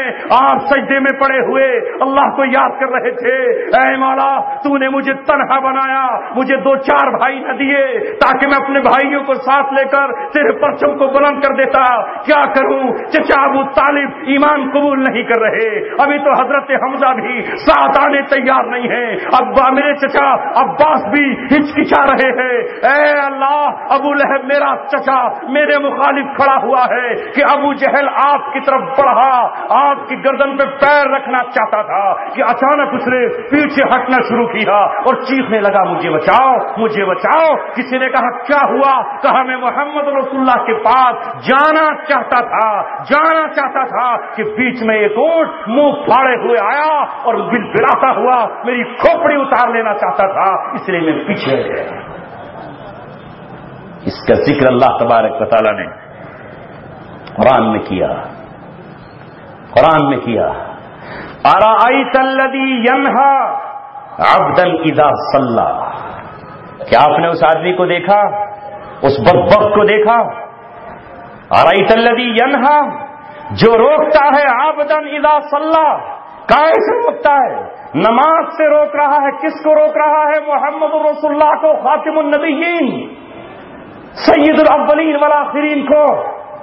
پھر اللہ تبارک و تعالی نے غصے کے ساتھ کہا لئن لم ینتہی، اگر یہ باز نہیں آیا، لئن لم ینتہی لنصفعا بالناصیہ، ناصیۃ کاذبۃ خاطیہ، اللہ نے چیلنج کر دیا اگر یہ نالائق باز نہیں آیا تو ہم اس کی خطا کار گناہگار جھوٹی پیشانی کو پکڑیں گے اور اس کی پیشانی کو پکڑ کر اکھیڑ دیں گے۔ اور اللہ نے اعلان کیا فَلْيَدْعُ نَادِيَهُ، ابو جہل بلا لے، اپنے طاقتور حلیفوں کو بلا لے، اپنے دوستوں کو بلا لے، فَلْيَدْعُ نَادِيَهُ، چاہیے کہ یہ بلا لے اپنے تمام حمایتیوں کو، سند الزبانیہ، میں بھی اپنے لشکروں کو بلاتا ہوں، یہ جنگ ابو جہل تیری اور میری ہے، یہ جنگ محمد رسول اللہ کی اور تیری نہیں ہے، یہ تیری اور میری جنگ ہے، بلا تو کسے بلاتا ہے؟ یہ مکے میں اعلان کر دیا قرآن نے۔ آؤ قرآن کی ایک ایک حرف کی صداقت پہ قربان چلا جاؤں۔ جب بدر کا میدان آیا تو ابو جہل اپنے تمام دوستوں کو لے کر نکلا، یہاں تک کہ قریش اور بنو ہاشم کو لے کر بھی نکلا، اور اس کی پشت پر ابلیس آ گیا۔ اب اللہ تبارک و تعالی اپنے پیادوں کو لے کر آیا، اپنے لشکر کو لے کر آیا۔ ابو جہل آج اپنے گھوڑے پر کھڑا ہوا یہ اعلان کر رہا تھا کچل دو آج اہل مدینہ کو، انہوں نے ہمارے بھگوڑوں کو پناہ دی ہے، انہوں نے ابو بکر و عمر کو پناہ دی ہے، اینٹ سے اینٹ بجا دو مدینہ کی، محمد کے ہاتھوں میں نعوذ باللہ ہتھکڑیاں ڈالو اور پکڑو انہیں، گھیر لو انہیں۔ لیکن اس سے معلوم نہیں تھا کہ تیری طاق میں افرا کے دو نوجوان بچے، افرا کے دو معصوم بچے کھڑے ہیں، جن میں ایک کا نام محبت تھا اور دوسرے کا معاذ تھا۔ عبد الرحمن بن عوف سے پوچھتے ہی آگے بڑھے، ایک ہی بار میں شیر کی طرح چھلانگ لگائی، چیتے کی طرح اچھلے اور عقاب کی طرح اس طرح وار کیا کہ ابو جہل کی گھوڑے کی ٹانگیں کاٹ کے زمین پر گرا دیا اور ابو جہل کو ادمرا کر کے چھوڑ دیا۔ اس کے بعد جب اس کی لاش تڑپ رہی تھی، وہ زخمی پڑا تھا، تو عبداللہ بن مسعود اس کے سینے پر چڑھ بیٹھے اور سینے پر چڑھ کر یہ کہا، قرآن نے کہا تھا لَنَصْفَعًا بِالنَّاصِیَةِ، ہم تیری پیشانی کو پکڑیں گے، میں تیری گردن کاٹ کر محمد رسول اللہ کے قدموں میں لے کر جاؤں گا۔ اور جب وہ لے کر گئے تو صحابہ کی زبان پر یہی آیت آئی، اللہ کا وعدہ سچا ہو گیا، اللہ نے کہا تھا ہم تیری پیشانی کو پکڑیں گے، جب تو باز نہیں آیا، پکڑ لی۔ کٹا ہوا سر عبداللہ بن مسعود لے کر گئے، وہ مشہور واقعہ ہے، میں اس کی تفصیل میں نہیں جاتا، مگر کیونکہ جب سیرت کا ذکر چلا تو آؤ اس سیرت کے دسترخوان سے اپنی شہادت کے موتی چن لیں، سیرت کے سمندر سے لال و گوہر چن لیں، رسول اللہ صلی اللہ علیہ وسلم کی سیرت پر ہم عمل کرنے والے بن جائیں۔ اللہ تبارک و تعالیٰ نے ایک ایسی جماعت تیار فرمائی تھی محمد رسول اللہ کے سامنے، ان کے ساتھ تیار ہوئی جس نے قرآن کے ایک ایک حکم پر عمل کر کے دکھایا، اور ہم کہتے ہیں کہ قرآن تو اپنی جگہ ہے، ہم تجھ پہ عمل نہیں کر سکتے، ہمیں تو نہیں چاہیے، ہمیں قرآن سے محبت نہیں۔ آؤ سیرت میں کیا پیغام ملا؟ فصلی، نماز پڑھیے، یعنی پہلے اللہ تبارک و تعالیٰ کا حق ادا کیجیے۔ نماز خالص اللہ کا حق ہے نا، نماز میں بندے کا تو کوئی حق ہے نہیں، لیکن دوسرے جملے میں اللہ تبارک و تعالیٰ نے کہا ونہر، میرے محبوب قربانی بھی دیجیے۔ کس بات کی قربانی؟ پتھر کھانے پڑے تو کھا لیجیے، فاقہ کرنا پڑے تو فاقے کے لیے تیار ہو جائیے۔ جب میں آئندہ چل کر صدقے کا حکم دوں تو یہ صدقہ امت کے غریبوں کو بانٹ دینا، اپنے اوپر اسے استعمال مت کرنا۔ جب زکوٰۃ کا حکم آئے تو زکوٰۃ اپنے اوپر استعمال مت کرنا، امت کے غریبوں کو زکوٰۃ تقسیم کر دینا۔ ونہر، آپ قربانی دیں، آپ راتوں کو جاگیں اور امت آپ کی سو رہی ہو، اگر مدینے پر حملے کے آثار نظر آئیں تو آپ گھوڑا نکال کر نکلیں اور اس کی پشت پر سوار ہو کر مدینے کے چکر لگائیں۔ اگر بدر کے میدان میں آپ کو ابو جہل کا لشکر گھیر لے تو آپ مورچے پر کھڑے ہو جائیں، اور جب احد میں آپ باہر نکلے تو آپ بھی قربانی دے، آپ کا خاندان قربانیاں دے، آگے بڑھ کر اپنے چچا کو پیش کرے، حضرت حمزہ کی قربانی آپ پیش کرے، یہاں تک کہ آپ اپنے لہو کی قربانی پیش کرے، اور سامنے کی خوبصورت دانت میری راہ میں قربان کر کے آپ قربانی کا حق رکھیں۔ فصلی لربک وانحر، اللہ کا بھی حق اور بندوں کا بھی حق ادا کیجیے۔ بات کو مختصر کرتے ہوئے، سیرت کو سمجھانے کی کوشش کرتے ہوئے اس حدیث پر آتا ہوں جو رسول اللہ صلی اللہ علیہ وسلم کی آخری حدیث ہے، آخری وصیت ہے۔ جب آپ کے لب صرف حرکت کر رہے ہیں، آواز کمزوری کی وجہ سے نکل نہیں رہی، بعض صحابہ نے آپ کے ہونٹوں کے نزدیک اپنے جب کان کیے، جسے امام بخاری رحمۃ اللہ علیہ نے نقل فرمایا ہے، آخری وصیت میں آپ کی بہت لمبی چوڑی وصیت نہیں ہے، حجۃ الوداع کا خطبہ تو لمبا ہے، لیکن یہ آخری وصیت امت کے نام، آخری وصیت صحابہ کے نام، آخری وصیت خلفائے راشدین کے نام، آخری وصیت عشرہ مبشرہ کے نام، آخری وصیت اصحاب بدر کے نام۔ ایک ایک امتی اسے یاد کر سکتا ہے، مسلمانوں کا 5 سال کا بچہ اور 90 سال کا بوڑھا اسے یاد کر سکتا ہے۔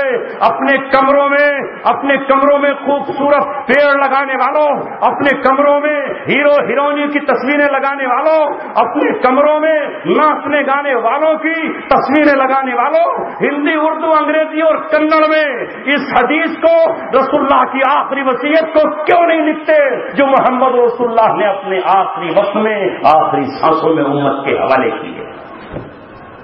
اس وصیت کے 3 ٹکڑے ہیں۔ پہلا ہے الصلاۃ، میری امت نماز کی خبرگیری، نماز کا اہتمام، نماز کا قیام، نماز نہ چھوٹ جائے، نماز ترک نہ ہو جائے۔ اے میری امت، میں نے اس نماز کو تلواروں کے سائے میں مکہ میں ادا کیا ہے۔ جب میری کمر پر اوچھڑی رکھ دی گئی، میں نے اسے مکہ میں ادا کیا ہے۔ جب میرے گلے میں پھندا ڈال کر چادر کا لپیٹ دیا گیا، میں نے اس وقت بھی نماز کو ادا کیا ہے۔ میں نے یہ نماز غزوہ خیبر میں بھی ادا کی ہے۔ میں نے یہ نماز ابو جہل کے تلواروں کے جھاؤں میں بھی، اس کی جھنکار میں بھی ادا کی ہے۔ میں نے یہ نماز فتح مکہ پر بھی ادا کی ہے۔ میں نے یہ نماز صلح حدیبیہ میں بھی ادا کی ہے۔ اے میری امت، اس نماز کو مت چھوڑنا۔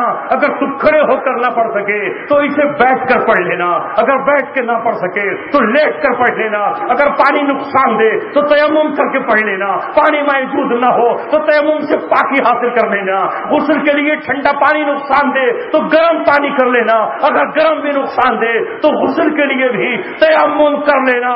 لیکن یہ سجدہ اللہ تبارک و تعالیٰ کے لیے جو میں نے مکہ میں کیا ہے، جو مدینہ میں کیا ہے، اسے ہر حال میں ادا کرنا، ہر حال میں ادا کرنا۔ علامہ اقبال نے اسے شعر میں پرویا ہے، آ گیا عین لڑائی اگر وقت نماز، قبلہ روحوں کے زمیں بوس ہوئی قوم حجاز، ایک ہی صف میں کھڑے ہو گئے محمود و ایاز، نہ کوئی بندہ رہا نہ کوئی بندہ نواز۔ اللہ کا حق ہے، اسے مت چھوڑنا۔ اور دوسری بات آپ نے کہی وما ملکت ایمانکم، اور اے میری امت، اے میرے صحابہ، اے مجھ پہ ایمان لانے والوں، وما ملکت ایمانکم، غلاموں کے حقوق، غلاموں کی آزادی، غلاموں کی خبرگیری، غلاموں کا پرسان حال ہمیشہ کرتے رہنا۔ اے میرے صحابہ، جزیرہ عرب سے تو میں نے غلامی کے بندھن توڑ دیے، جزیرہ عرب پر تو میں نے غلامی کے دانت توڑ دیے، جزیرہ عرب پر تو میں نے آزادی کا سورج نکال دیا۔ اب کوئی بیٹا جو اپنی ماں کے پیٹ سے پیدا ہوا ہو وہ غلام نہیں رہے گا، لہذا اب تم افریقہ کی طرف جانا اور وہاں غلاموں کو آزادی دے دینا، اب تم ایران کی طرف نکلنا اور غلاموں کو آزادی کا سورج دکھا دینا۔ اب تم روم کی طرف جانا اور رومیوں کے چنگل سے غلاموں کو آزاد کرا دینا، تم ہند کی طرف جانا اور ہندوستان میں غلامی کی بیڑیاں جو کمزوروں کے پیروں میں پڑی ہوئی ہیں دلتوں کے، ان کی بیڑیوں کو توڑ دینا اور انہیں بھی آزاد فضاؤں میں سانس لینا سکھا دینا۔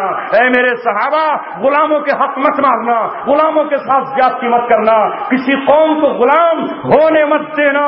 تم تو آزاد ہو گئے ہو، میں تو تمہیں آزادی دے چکا ہوں، لیکن ابھی بھی دنیا کی بہت سارے علاقے ایسے ہیں جہاں غلام بس رہے ہیں، انہیں غلامی کی دلدل سے نکال کر اسلام کی روشنی میں لے آئے۔ دوسری بات اور تیسرا، آپ نے جو فرمان جاری کیا جسے آج امت نے بالکل فراموش کر دیا ہے، سوائے چند اہل دل کے، فرمایا اخرجوا اليهود والنصارى من جزیرۃ العرب۔ اے میرے صحابہ، میں نے یہودیوں کو مدینہ سے نکالا، میں یہ خیبر میں پہنچے، میں اگر باقی رہتا اور آئندہ اللہ تبارک و تعالیٰ مجھے حیات نصیب فرماتا، مزید اور زندگی ملتی، تو میں یہود و نصارہ کو جزیرہ عرب سے باہر نکال دیتا۔ جہاں ایک طرف تم مسجد نبوی میں نماز ادا کرو، جہاں دوسری طرف تم غلاموں کو آزادی دکھاؤ، وہیں تیسری طرف اس ارض مقدس پر جہاں بیت المقدس بھی ہے، جہاں مسجد حرام خانہ کعبہ بھی ہے، جہاں میرا حرم مدینہ منورہ بھی ہے، اس پورے جزیرہ عرب سے یہود و نصارہ کو باہر نکال دینا، اس سے کم پر راضی مت ہونا۔ یہ تین وصیتیں نبی پاک صلی اللہ علیہ وسلم کی ایک وصیت میں جمع ہیں۔ آؤ، جن صحابہ نے اللہ سے رضامندی کا پروانہ لیا ہے، جنہیں کامیابی کی خوشخبری سنائی گئی ہے، انہوں نے اللہ کے رسول کی ان تینوں وصیتوں کو پورا کیا۔ نماز انہوں نے ادا کی اس طرح ادا کی کہ عمر ابن خطاب رضی اللہ تعالیٰ فجر کی نماز پڑھا رہے ہیں، مسجد نبوی میں کھڑے ہوئے ہیں۔ ابو لولو مجوسی جو فیروز ہے، جو ایران کا رہنے والا ہے، جس کو تیار کر کے بھیجا گیا ہے، وہ 6 خنجر حضرت عمر کے جسم میں اتار دیتا ہے، آپ کی ناک کٹ جاتی ہے، آنکھیں کٹ جاتی ہیں۔ حضرت عمر رضی اللہ تعالیٰ تڑپتے ہوئے زمین پر گرنے ہی والے ہیں کہ عبد الرحمن بن عوف کا ہاتھ پکڑا اور ہاتھ پکڑ کر یہ کہا، عبد الرحمن، میں اگر تڑپتا رہوں تو مجھے تڑپنے دینا، موت آئے تو مجھے مرنے دینا، لیکن یہ جو ایک رکعت باقی ہے فجر کی، اس رکعت کو پورا کرا دینا۔ عبد الرحمن بن عوف نے حضرت عمر رضی اللہ تعالیٰ عنہ کو تڑپتے ہوئے دیکھا، خون کے فوارے جسم سے نکلتے ہوئے دیکھے، لیکن نماز جس کو محمد رسول اللہ نے قائم کرنے کا حکم دیا تھا، اسے مدینہ میں ادا کرا۔ کیا ہوا؟ ٹیلی فون آ گیا بیوی کا، بلا رہی ہیں؟ جاؤ چلے جاؤ، کہیں ایسا نہ ہو پٹائی ہو جائے۔ جاؤ جاؤ۔ یہ قوم جو 5 منٹ اپنی معشوقہ کو نہیں چھوڑ سکتی، اس قوم سے اور کیا توقع کی جائے؟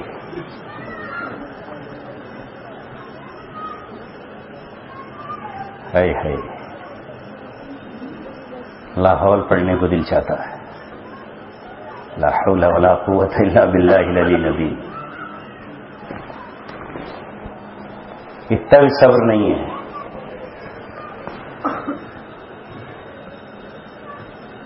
یہ ہے رسول اللہ کے عاشق، جن سے نعرے لگوائے جاتے ہیں نبی کا دامن نہیں چھوڑیں گے۔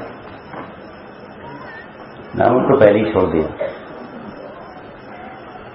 1.25 گھنٹے کی بات ہے، اس میں تو صبر کر لیتے۔ اس ٹنٹنے کو تو ہٹا دیتے، جھنجھنے کو قبر میں رسات رکھ دیا جائے گا، وصیت کر کے جانا، وہاں بھی کسی کا فون آ گیا تو کیا ہوگا؟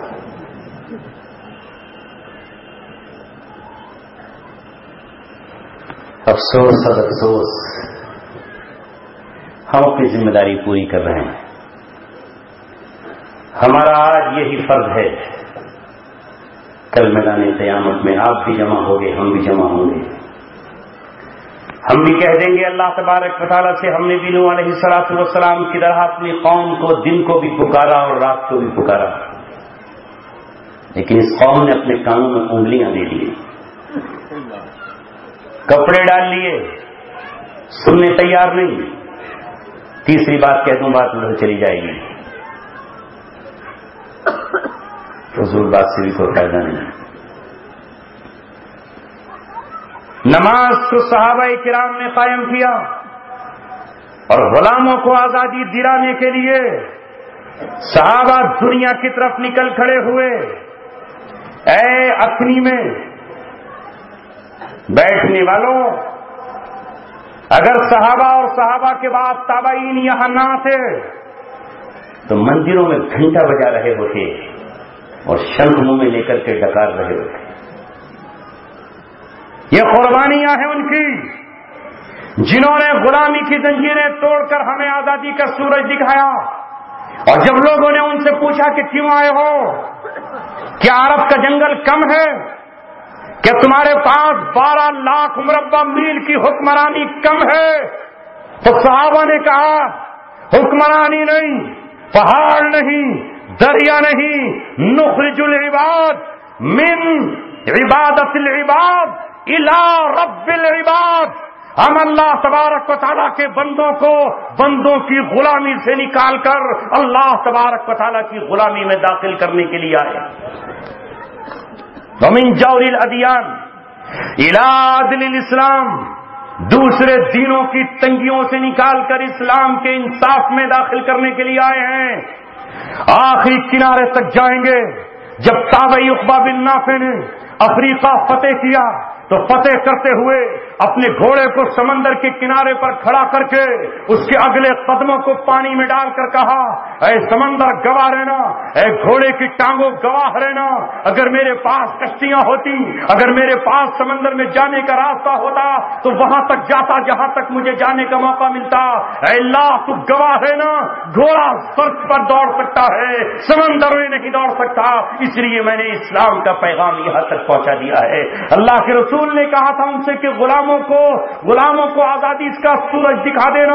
تو غلامی کی زنجیریں ایران سے توڑ دی، روم سے توڑ دی اور فتح نصیب فرمائی، یہاں تک کہ محمد بن قاسم کی شکل میں اور محمود غزنوی کی شکل میں ہندوستان کے سینے پہ قدم رکھا اور یہاں کر بھی اسلام کا سورج دکھایا. اور یہاں کے ان دینوں سے جن میں تنگیاں تھیں، جن میں گھٹن تھی، جس میں چبھن تھی، جس میں اندھیرے تھے، جس میں اجالے نہیں تھے، ہمیں اسلام کی روشن شام اور روشن صبح میں لا کر کے کھڑا. رہی تیسری بات تو حضرت عمر ابن خطاب رضی اللہ تعالیٰ عنہ کے بارے میں سنو نوجوانوں، یہی وہ اسلام کا ہیرو ہے. یہ کمینے ناچنے والے تمہارے ہیرو نہیں ہیں، یہ اسلام کے ہیرو عمر ابن خطاب رضی اللہ تعالیٰ عنہ ہیں. جب تخت شاہی پر بیٹھے، مسند خلافت پر بیٹھے، تو آپ نے کہا مجھے اپنے نبی کی وصیت یاد ہے، مجھے اپنے نبی کا فرمان یاد ہے، اے یہودیوں اب اپنی اونٹنیاں تیار کر لو، اور اے عیسائیوں اور اپنے خیمے اکھیڑ لو، میں تمہیں جزیرہ عرب سے نکال کر رہوں گا. یہودیوں نے طوفان مچانا شروع کر دیا اور کہا کہ یہ محمد رسول اللہ کے مخالفت میں بات کر رہا ہے. تمہارے نبی نے تو ہمیں خیبر میں رہنے دیا، تمہارے نبی نے تو ہمیں باغبان بنایا، انہوں نے کہا کہ تم یہیں رہتے رہو. ارے یہ شخص محمد رسول اللہ کے دین پر نہیں چل رہا، ان کی شریعت کا راضی ہے، ان کے احکام کو توڑ رہا ہے. حضرت عمر نے کہا او ناہنجار قوم اور نبیوں پہ الزام لگانے والوں اور نبیوں کو قتل کرنے والوں اور اللہ تبارک و تعالیٰ کو دھوکہ دینے والوں، میں جانتا ہوں، لاؤ وہ معاہدہ جو میرے محبوب نے لکھا تھا، میں اسے پڑھ کر سنائے دیتا ہوں. اس معاہدے میں لکھا ہوا تھا، یہودیوں جب تک ہم چاہیں گے تب تک تمہیں زمین پر رہنے دیں گے اور جس دن ہم چاہیں گے تمہیں یہاں سے نکالیں گے. لہذا معاہدے میں لکھا تھا ہم جب چاہیں گے نکالیں گے. میرے نبی آخری وقت میں کہہ کر گئے ہیں کہ انہیں یہاں سے باہر نکال دینا. لہذا آج تم دنیا کے کسی خطے میں چلے جاؤ، ہمیں اس سے کوئی سروکار نہیں ہے، لیکن میرا محبوب کہہ کر گیا ہے لا یجتمع دینانی فی جزیرۃ العرب، جزیرہ عرب میں دو دین نہیں رہیں گے، صرف ایک ہی دین رہے گا، اما الاسلام و اما السیف، یا تو اسلام رہے گا ورنہ اسلام کی مخالفت کرنے والوں کے مقابلے پر تلوار چمکے گی اور کوندے گی. لہذا یہودیوں کو وہاں سے باہر نکال کر محمد رسول اللہ کی اپنے محبوب کی آخری وصیت کو پورا کر دیا. کہ اس آخری وصیت پر آپ اور میں عمل کرنے تیار ہیں؟ کہیں گے نہیں.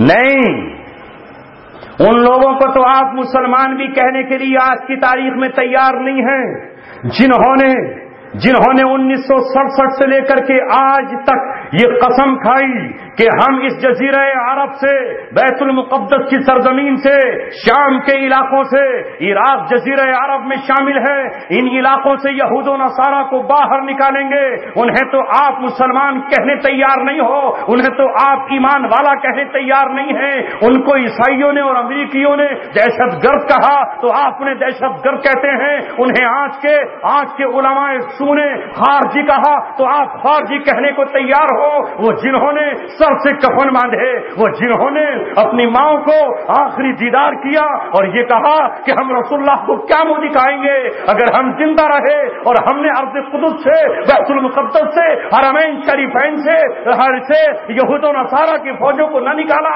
تو ہم اپنے نبی کو کیا منہ دکھائیں گے، حوض کوثر پہ کیسے پانی مانگیں گے، ہم میزان پر اپنے اعمال کو کیسے تلوانے کے لیے آقا کے پاس جائیں گے، ہم کس طرح آپ کی شفاعت کے حقدار بنیں گے۔ انہیں تو دنیا والوں تم نے کہا کہ نہیں، یہ تو مسلمان ہی کہاں ہیں، مسلمان تو وہ ہیں جو یہودیوں کے حقے بھریں، یہودیوں کی چلم بھریں، یہودیوں کو اپنی بیٹیاں دیں، یہود و نصارہ کو اپنی اولاد دے دیں، اور جو چاہے کریں، ان کو خنزیر دیں تاکہ وہ انہیں کاٹ کر کھائیں، ان کے ہاتھوں میں شراب دیں تاکہ وہ انہیں پئیں۔ یہ ہے آج ہمارے سامنے، یہ اسلام کی تصویر ہم نے بنا کر پیش کی۔ رسول اللہ کی سیرت سننے والوں، ایک واقعہ سنو اور جا کے آرام کرو، جو عمل کرے گا وہ پائے گا، جو نہیں کرے گا وہ کل میدان قیامت میں خالی ہاتھ جائے گا۔ یہ پیغام سنانے کے لیے اللہ تبارک و تعالیٰ نے ہم جیسے دیوانوں اور پاگلوں کو دلی سے یہاں بھیجا، نہ جانے اس نے کیسے آنے کے انتظامات کیے، نہ جانے کون نوجوان تڑپا اور ہم یہاں پہنچے۔ اللہ تبارک و تعالیٰ نے آپ تک پیغام پہنچانے کے لیے بھیجا ہے تاکہ کل قیامت میں فرشتے کہیں الم یاتکم نذیر، کیا تمہارے پاس ڈرانے والا نہیں آیا تھا، کیا تمہارے پاس بتانے والا نہیں آیا تھا۔ رب کعبہ کی قسم، اس اسکول کی ایک اینٹ گواہی دے گی، یہ سامنے ہرے بھرے پتے گواہی دیں گے، یہ زمین کے ذرے گواہی دیں گے، یہ لاؤڈ اسپیکر کی آواز جہاں تک پہنچ رہی ہے وہ گواہی دے گی۔ اے گلے تو گواہ رہنا، اے زبان تو گواہ رہنا، اے گردوں اور پھیپڑوں تم گواہ رہنا۔ ہم نے اللہ تبارک و تعالیٰ کے رسول کا پیغام ان امت کو اور نوجوانوں کو پہنچایا تھا، عمل کرانا ہمارے اختیار میں نہیں تھا، انہیں لے آنا ہمارے اختیار میں نہیں تھا۔ رسول اللہ صلی اللہ علیہ وسلم صرف مسجد میں نمازیں ہی پڑھنے کے لیے نہیں آئے۔ یہ سمجھنے والوں کہ نماز پڑھنے والا ولی اور متقی کہلاتا ہے، نماز پڑھنے والا، یہ تسبیحات پڑھنے والا اللہ تعالیٰ کا محبوب بن جاتا ہے۔ یاد رکھو نماز کا مقام اپنی جگہ ہے، جو دین کا ستون ہے، جو فرض عین ہے، جو معراج المؤمنین ہے، لیکن اسی کے ساتھ ساتھ معاشرے میں جو گناہ اور جو برائیاں ہو رہی ہیں ان کا مٹانا بھی ہماری ذمہ داری اور ہم پر فرض ہے۔ مدینہ منورہ نہیں، مکہ معظمہ کا واقعہ ہے، سیرت کی کتاب میں پڑھ لینا اگر پڑھو تو، مگر کون پڑھے سیرت کی کتاب؟ سیرت کی کتاب میں کیا رکھا ہے؟ اس میں کچھ بھی نہیں۔ ایک یتیم بچہ عرب کی کسی دیہات سے اپنے اونٹ لے کر خانہ کعبہ میں آیا، باپ نہ تھا، ماں نے یہ کہہ کر بھیج دیا کہ بیٹے یہ اونٹ اتنی قیمت میں بکیں تو بیچ دینا، اور اس سے کم میں کوئی لے تو گھر واپس لے آنا۔ آپ نے شاید یہ منظر کبھی نہ دیکھا ہو، ہم دیہات میں پیدا ہوئے، ہم بازاروں میں اپنے بیل اور اپنے جانور بیچنے اپنے باپ کے ساتھ بچپن میں جایا کرتے تھے۔ باپ ہمارے نماز پڑھنے جاتے، میرے ہاتھ میں رسی تھما جاتے اور مجھ سے کہتے کہ کوئی اگر آ کر پوچھے تو اس بیل کی یا ان بیلوں کی کتنی قیمت بتا دینا، اور کہنا کہ باپ میرے نماز پڑھنے گئے ہیں، اس کے بعد ان سے بات کر لینا، اس سے کم مت بتانا۔ میں نے جب یہ واقعہ پڑھا تو مجھے اپنی زندگی کے بچپن کا وہ واقعہ یاد آ گیا، جب کوئی یتیم اپنے گاؤں کے کسی ذمہ دار کے ساتھ اپنے بیل یا اپنی بھینس لے کر جاتا اور اس سے یہ کہا جاتا کہ ہماری اس بھینس کو اتنے میں بکوا دینا۔ یہ یتیم بچہ اس زمانے میں جب محمد رسول اللہ کی بعثت ہوئی ہے اپنے اونٹوں کو لے کر مکہ کے بازار میں گیا، حرم کے پاس بازار لگتا تھا، ابو جہل نے تاڑ لیا، کمزور ہے، غریب اور بے سہارا ہے، جوان اور بوڑھا نہیں ہے۔ پوچھا کتنی قیمت ہے اونٹوں کی؟ بچے نے اتنی بتا دی جتنی ماں نے بتائی تھی۔ بس سے تو ہاؤ لگا تاؤ، کہنے لگا نارایا احمد کہیں کے، تجھے ہماری بازار کے آداب نہیں آتے؟ یہ اونٹ کتنی قیمت کے ہیں جتنی تو بتا رہا ہے؟ اتنی قیمت ہے ان کی؟ جا، تیرا جرم یہ ہے کہ نہ تجھے اونٹ ملیں گے نہ تجھے قیمت ملے گی، اونٹ تیرے میں ضبط کرتا ہوں۔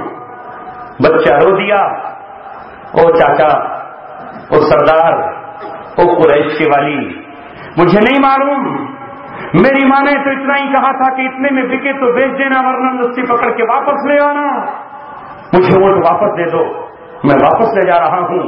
ماں سے کہوں گا ماں تیرے اونٹوں کی اتنی قیمت نہیں ہے، تو نے شاید گھر میں بیٹھ کے زیادہ سمجھی ہے، لیکن ابو جہل کہاں ماننے والا تھا۔ بگڑتی ہے جس وقت ظالم کی نیت، نہیں کام آتی دلیل اور حجت۔ جب بچے نے اونٹوں کی رسی نہ چھوڑی اور لپٹ گیا اپنے اونٹوں کو، اس نے زوردار تماچے اس بچے کے چہرے پر جڑ دیے، چل بھاگ یہاں سے، اور اس کو دھکا دے کر کے اونٹوں کو چلتا بنا۔ وہ بچہ ایک ایک کی ٹھوڑی میں ہاتھ ڈالتا ہے، کبھی عتبہ کے پاس جاتا، کبھی ربیعہ کے پاس جاتا، کبھی ابی بن خلف کے پاس جاتا، کبھی ابو سفیان کے پاس جاتا، کبھی وہ نضر بن حارث کے پاس جاتا۔ چچا جان میرے اونٹ مجھے دلوا دو، میری ماں روتے روتے مر جائے گی۔ یہ میری ماں کا پوری زندگی کا سرمایہ ہے جس نے سود کاٹ کر کے معمولی سی رقم جمع کر کے بچے پالے تھے، آئندہ میں آپ کے بازار میں نہیں آؤں گا۔ لیکن کون ہے جو ابو جہل سے آنکھیں ملا سکے؟ اس لیے کہ سب آپس میں ایک دوسرے کے یار، ابو جہل اس کے کام آتا ہے، وہ اس کے۔ بچہ روتا رہا، تڑپتا رہا، کسی کو اس کے آنسوؤں کا کہاں پتا تھا کہ اس کے آنسوؤں کی قیمت مل جاتی۔ ایک ایک کے پاس گیا، خوشامدید کرتے کرتے تھک گیا، اونٹ کہاں ملنے والے؟ کسی کو مذاق سوجھی اور کہا کہ اگر اونٹ تیرے کو دلا سکتا ہے تو یہ شخص ہے جو حتیم میں سر جھکائے ہوئے اللہ اللہ کر رہا ہے، عبادت کر رہا ہے، جا اس سے کہہ دے وہ تیرے اونٹ دلا دے۔ وہ کہتا ہے کہ میں غریبوں کے حق دلانے آیا ہوں، وہ کہتا ہے کہ میں یتیموں کا والی بن کر آیا ہوں، وہ کہتا ہے کہ میں یتیموں کا سرپرست بن کر آیا ہوں، جا اس سے جا کر کے کہ امید یہ ہے کہ وہ تیرے اونٹ تجھے واپس دلا دے گا۔ رسول اللہ کے پاس وہ بچہ حتیم کے اندر آیا، آپ مصروف دعا تھے، اپنے مولا کی یاد میں لگے تھے، بچے نے آپ کے کاندھے پر ہاتھ رکھا، جیسے ہی نبوت کی نگاہوں نے اس بچے کو دیکھا، بچے کی چیخ نکل گئی اور کہا کہ آپ کے بازار میں، آپ کے شہر میں ہمارے اونٹ چھین لیے ہیں، کوئی پرسان حال نہیں ہے، آپ کی طرف انگلیاں اٹھی ہیں کہ آپ میرا حق دلا سکتے ہیں۔ محمد رسول اللہ اٹھ کھڑے ہوئے اور اس بچے کو سینے سے لگا کر کہا تیرے اونٹ تجھے واپس ملیں گے۔ حتیم سے باہر نکلے اور ابو جہل کے سامنے کھڑے ہو کر کہا سن، یا تو اس بچے کے اونٹ واپس دے اور نہیں تو اس کی قیمت واپس کر، تجھے یہ کیسے حق پہنچا کہ تو کسی یتیم کے اونٹ کے لیے؟ ابو جہل کسمسایا، لیکن آپ نے اس زور گرجدار آواز میں کہا تھا کہ ابو جہل کپکپا اٹھا، نہ تلوار اٹھائی بلکہ اونٹوں کی نکیل اس بچے کے حوالے کر دی۔ پیلا چہرہ لے کر افسردہ حال اپنے ساتھیوں میں گیا، ساتھیوں نے مذاق اڑائی اور کہا تو اکیلے محمد سے ڈر گیا، تو کہتا تھا اونٹ کون ہے جو مجھ سے لے کر دکھائے، ایک محمد سے ڈر گیا۔ ابو جہل نے کہا ارے نادانو، میں محمد سے تو نہیں ڈرا، لیکن جب محمد نے مجھ سے ڈپٹ کر کہا کہ اونٹ اس بچے کے واپس کر دے تو میں نے چاہا کہ میں محمد کے خلاف تلوار اٹھاؤں، کچھ جواب دوں۔ اس سے پہلے کہ میں تلوار اٹھاتا، دو شخصوں کو میں نے ننگی شمشیر لیے ہوئے دیکھا جنہوں نے چیخ کر مجھ سے یہ کہا اگر تو نے آج اونٹوں کو نہ دیا اور محمد رسول اللہ سے مقابلے کے لیے اٹھ کھڑا ہوا تو ابھی تیرا سر کاٹ کر پھینک دیا جائے گا۔ وہ بچہ مسکراتا ہوا واپس جانے لگا اور اس نے کہا اے محمد صلی اللہ علیہ وسلم، آپ کو مکے کا امیر ہونا چاہیے تھا، آپ کو سرپرست والی ہونا چاہیے تھا، آپ سرداری کے مستحق ہیں۔ کاش اس بچے کو سب کوئی بتا سکتا، یہ مکے کا رئیس نہیں، یہ مکے کا والی نہیں، یہ پوری دنیا کے یتیموں کا سردار ہے، یہ ساری دنیا کے یتیموں کا والی ہے، یہ بیواؤں کا حق دلانے کے لیے آیا، یہ یتیموں کے سر پہ چادر ڈالنے کے لیے آیا، یہ یتیموں کے مالوں کو لوٹنے والوں کے ہاتھ قلم کرنے کے لیے آیا، یہ خون ناحق بہانے والوں کو سے انتقام لینے کے لیے آیا۔ یہی تو کائنات کا دولہا ہے، یہی تو کائنات کا سردار ہے، یہی تو عرب و عجم کا رہنما ہے۔ محمد رسول اللہ نے مکہ کی سرزمین پر ایک یتیم کا حق واپس دلایا اور اس کی پرواہ نہ کی کہ ابو جہل کتنی قوت والا ہے اور کتنی طاقت والا ہے اور اس کے ساتھ کون کون اس کے حمایتی کھڑے ہوئے ہیں۔ اے محمد رسول اللہ کے غلاموں، آج عراق کے یتیم، آج ملک شام کے یتیم، آج سارے جزیرہ عرب کے یتیم رو رو کر ان کی آنکھیں پتھرا گئی ہیں اور وہ پوری دنیا سے یہ کہتے ہیں کہ ہمارا خزانہ اللہ تبارک و تعالیٰ کے دشمن جس دنیا کے ڈاکو اور بے ایمان لوٹ کر لے گئے، پیٹرول ہمارا، سونا اور چاندی ہمارا، تیل ہمارا، فلسطین کے معصوم بچے جن کے باپ قتل کر دیے گئے، جن کے بھائی جیلوں میں بند کر دیے گئے، جن کی ماں کان کوٹریوں میں ڈال دی گئی، وہ پکار پکار کر کہتے ہیں ہمارا حق ہمیں واپس دلا دو۔ جزیرہ عرب ہمارا ہے، عراق کا پیٹرول ہمارا ہے، شام کا ڈیزل ہمارا ہے، شام میں سونے اور چاندی کے کنویں ہمارے ہیں، لیکن اقوام متحدہ کی شکل میں یہ 42 ملکوں کی فوجیں آئیں اور ہمارا تیل لے جا کر شرابیوں کو دے دیا کہ وہ شراب پی سکے، زانیوں کو دے دیا کہ وہ زنا کر سکے، قاتلوں کو دے دیا کہ وہ بارود بنا کر پوری دنیا کا قتل کر سکے۔ کہاں ہے امت مسلمہ کے دیوانے جو جا کر کے ان یتیموں کے سر پہ ہاتھ رکھتے؟ کہتے ہیں یہ بھی کوئی دین کی بات ہے، یہ بھی کوئی سیرت کا حصہ ہے۔ ہائے افسوس، صد افسوس، کل یہ سارے یتیم کھڑے ہوں گے اور کھڑے ہو کر یہ کہیں گے، پکارنے والوں نے پکارا، آواز لگانے والوں نے آواز لگائی، لیکن ہمارے حق کے لیے مقابلہ کرنے والے، ہمارے حق کے لیے اپنا سینہ دے دینے والے، ہمارے حق کے لیے اپنی جانوں کا نذرانہ دے دینے والوں کو تو انہوں نے شہید بھی نہیں کہا، انہوں نے تو انہیں شہادت کا درجہ بھی نہیں دیا، انہوں نے تو انہیں مردار کہا، انہوں نے تو انہیں باغی قرار دیا، انہوں نے تو ان کی نماز جنازہ تک پڑھنے سے انکار کر دیا۔ اے ساتھیو عزیزو، ابھی جو طالب علم نے ایک نظم پڑھی اس سے پہلے کہ قبر کہتی ہے کہ مجھ میں کیڑے ہیں بے شمار، اگر قبر کے کیڑوں سے کوئی بچنا چاہتا ہے تو اس موت کی تمنا کرے کہ جس جسم کو مٹی نہیں کھاتی، تو کس کا جسم ہے؟ وہ شہید کا جسم ہے، وہ اس کا جسم ہے جس کا اللہ تبارک و تعالیٰ کے دین کے لیے بہہ جائے، جو اپنے ہاتھوں پر اپنے خون کی مہندی لگائے اور شہادت کا تاج پہن کر حسین ابن علی کی طرح میدان کربلا میں یزیدی فوجوں کے سامنے ڈٹ جائے، وہ اس کا جسم ہے حضرت حمزہ کی طرح میدان احد میں 13 ٹکڑے ہو جانے کے بعد دفن کر دیا جائے اور اس کو زمین کی مٹی میں رکھائے، ورنہ چاہے کسی کا بھی جسم ہو، نبیوں کو چھوڑ کر یا تو نبی کے جسم کو مٹی نہیں کھاتی یا شہید کے جسم کو مٹی نہیں کھاتی۔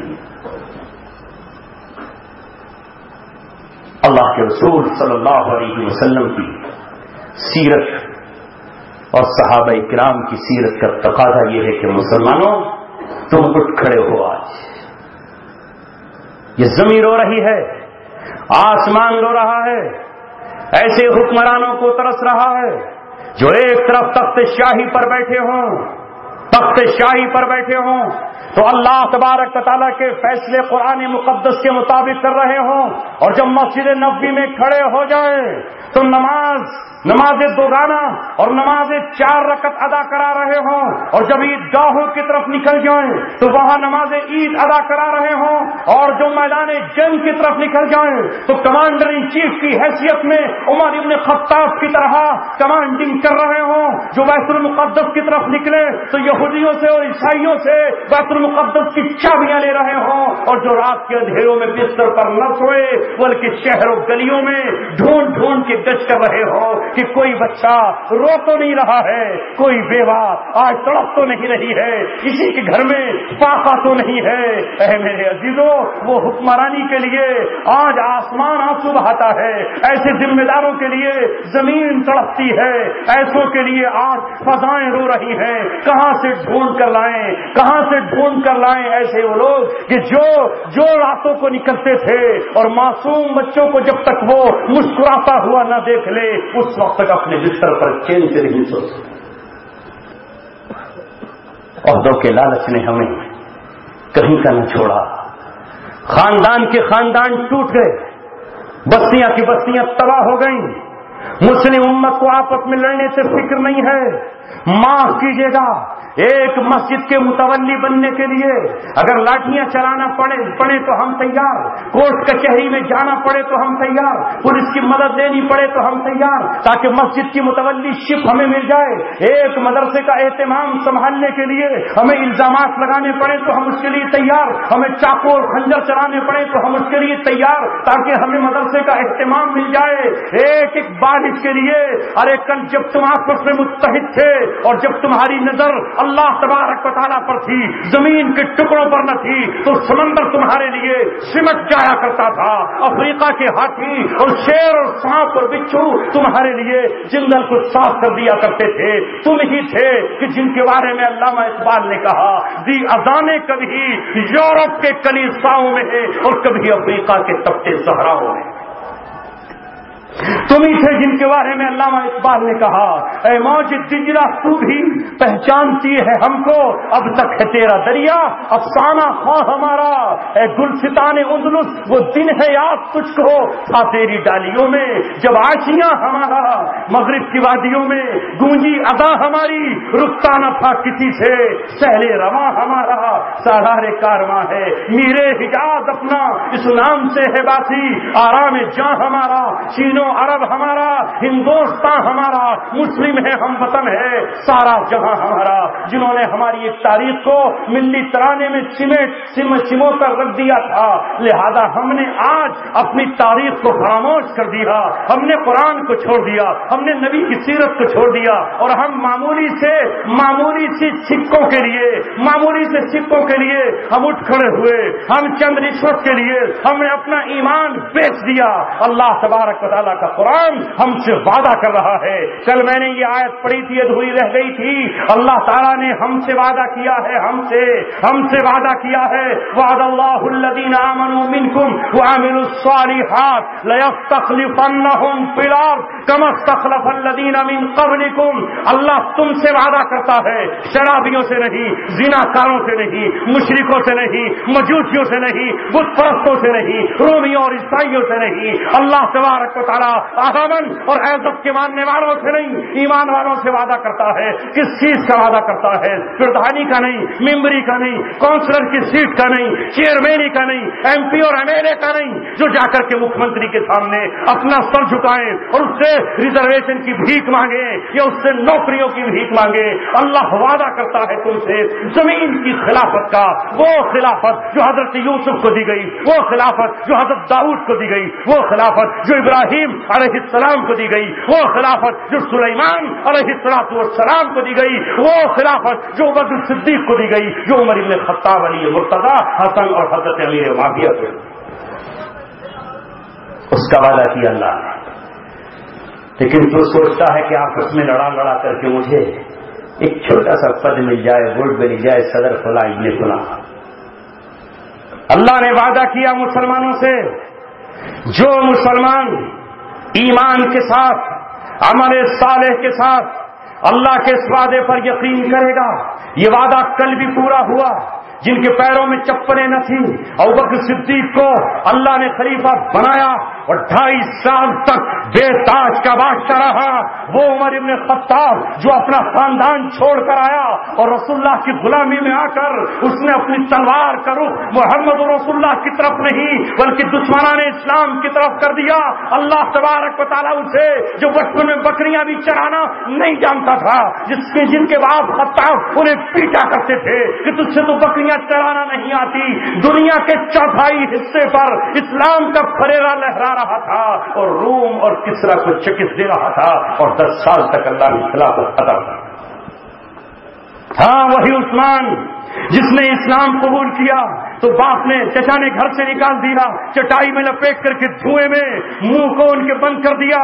وہی عثمان 12 سال تک خلافت کا تاجدار رہا اور اس کی فوجیں آرمینیا کو فتح کر رہی تھی اور دنیا کو فتح کر رہی تھی. وہی علی جو پوری زندگی خیمے میں رہا, وہ کبھی بغداد میں ہے تو کبھی کوفہ میں ہے تو کبھی مدینہ میں ہے تو کبھی خیبر میں ہے. اللہ تعالیٰ نے اسے 6 سال تک خلافت کا تاج دیا. اللہ تبارک و تعالیٰ نے ان کے بیٹے حسن کو خلیفہ بنایا. اللہ تعالیٰ نے امیر معاویہ ابو سفیان کے بیٹے کو خلافت عطا فرمائی. اے مسلمانوں, اللہ تبارک و تعالیٰ تمہیں دینا چاہتا ہے لیکن تم اللہ سے نہیں, اللہ کے باغیوں سے اور شیطان کے چیلوں سے بھیک مانگتے ہو کہ چند سکے دے دو. آخری بات سن لو, کہ 1400 سال پرانی بات ہو گئی. آج بھی الحمدللہ ثم الحمدللہ ولو کرہ الکافرون, دنیا کو کتنا ہی ناگوار گزرے, اللہ تعالیٰ نے جن سے وعدہ کیا تھا وہ وعدہ آ گیا. 29 جون 2014 پہلی رمضان 1435 کو اللہ تبارک و تعالیٰ نے عراق کی سرزمین پر اپنے چند دیوانوں کو خلافت عطا کر دی, جنہوں نے ادلب سے لے کر کے دیانہ تک 35% شام اور 40% عراق پر خلافت اسلامیہ کا پرچم لہرا دیا. اور ابھی انہوں نے سونے کا دینار چھاپ کر اور چاندی کا درہم چھاپ کر 1400 سال پرانا محمد رسول اللہ اور خلافت کا دور جاری کر دیا اور پیغام دیا, یہودیوں تم نے سونے اور چاندی کو ہماری خلافت کے توڑنے کے 5 سال بعد 1929 میں ختم کیا تھا اور ہم نے الحمدللہ 2014 میں دوبارہ درہم اشرفی اور سونے کا دینار چھاپ دیا ہے. پرانا دور سنہرا دور واپس لے آئے. جو اللہ سے جڑے گا اللہ اپنے وعدوں کی تکمیل کرے گا, جو نہیں جڑے گا اللہ کو ہماری اور آپ کی کوئی ضرورت نہیں ہے. اللہ تعالیٰ مجھے اور آپ کو آج کی اس میٹنگ میں جو شروع تو بہت تھوڑی سی ہوئی تھی, پھر اللہ تبارک و تعالیٰ نے کچھ لوگوں کو بھیج دیا, قبول فرمائے. وآخر دعوانا ان الحمد للہ رب العالمین.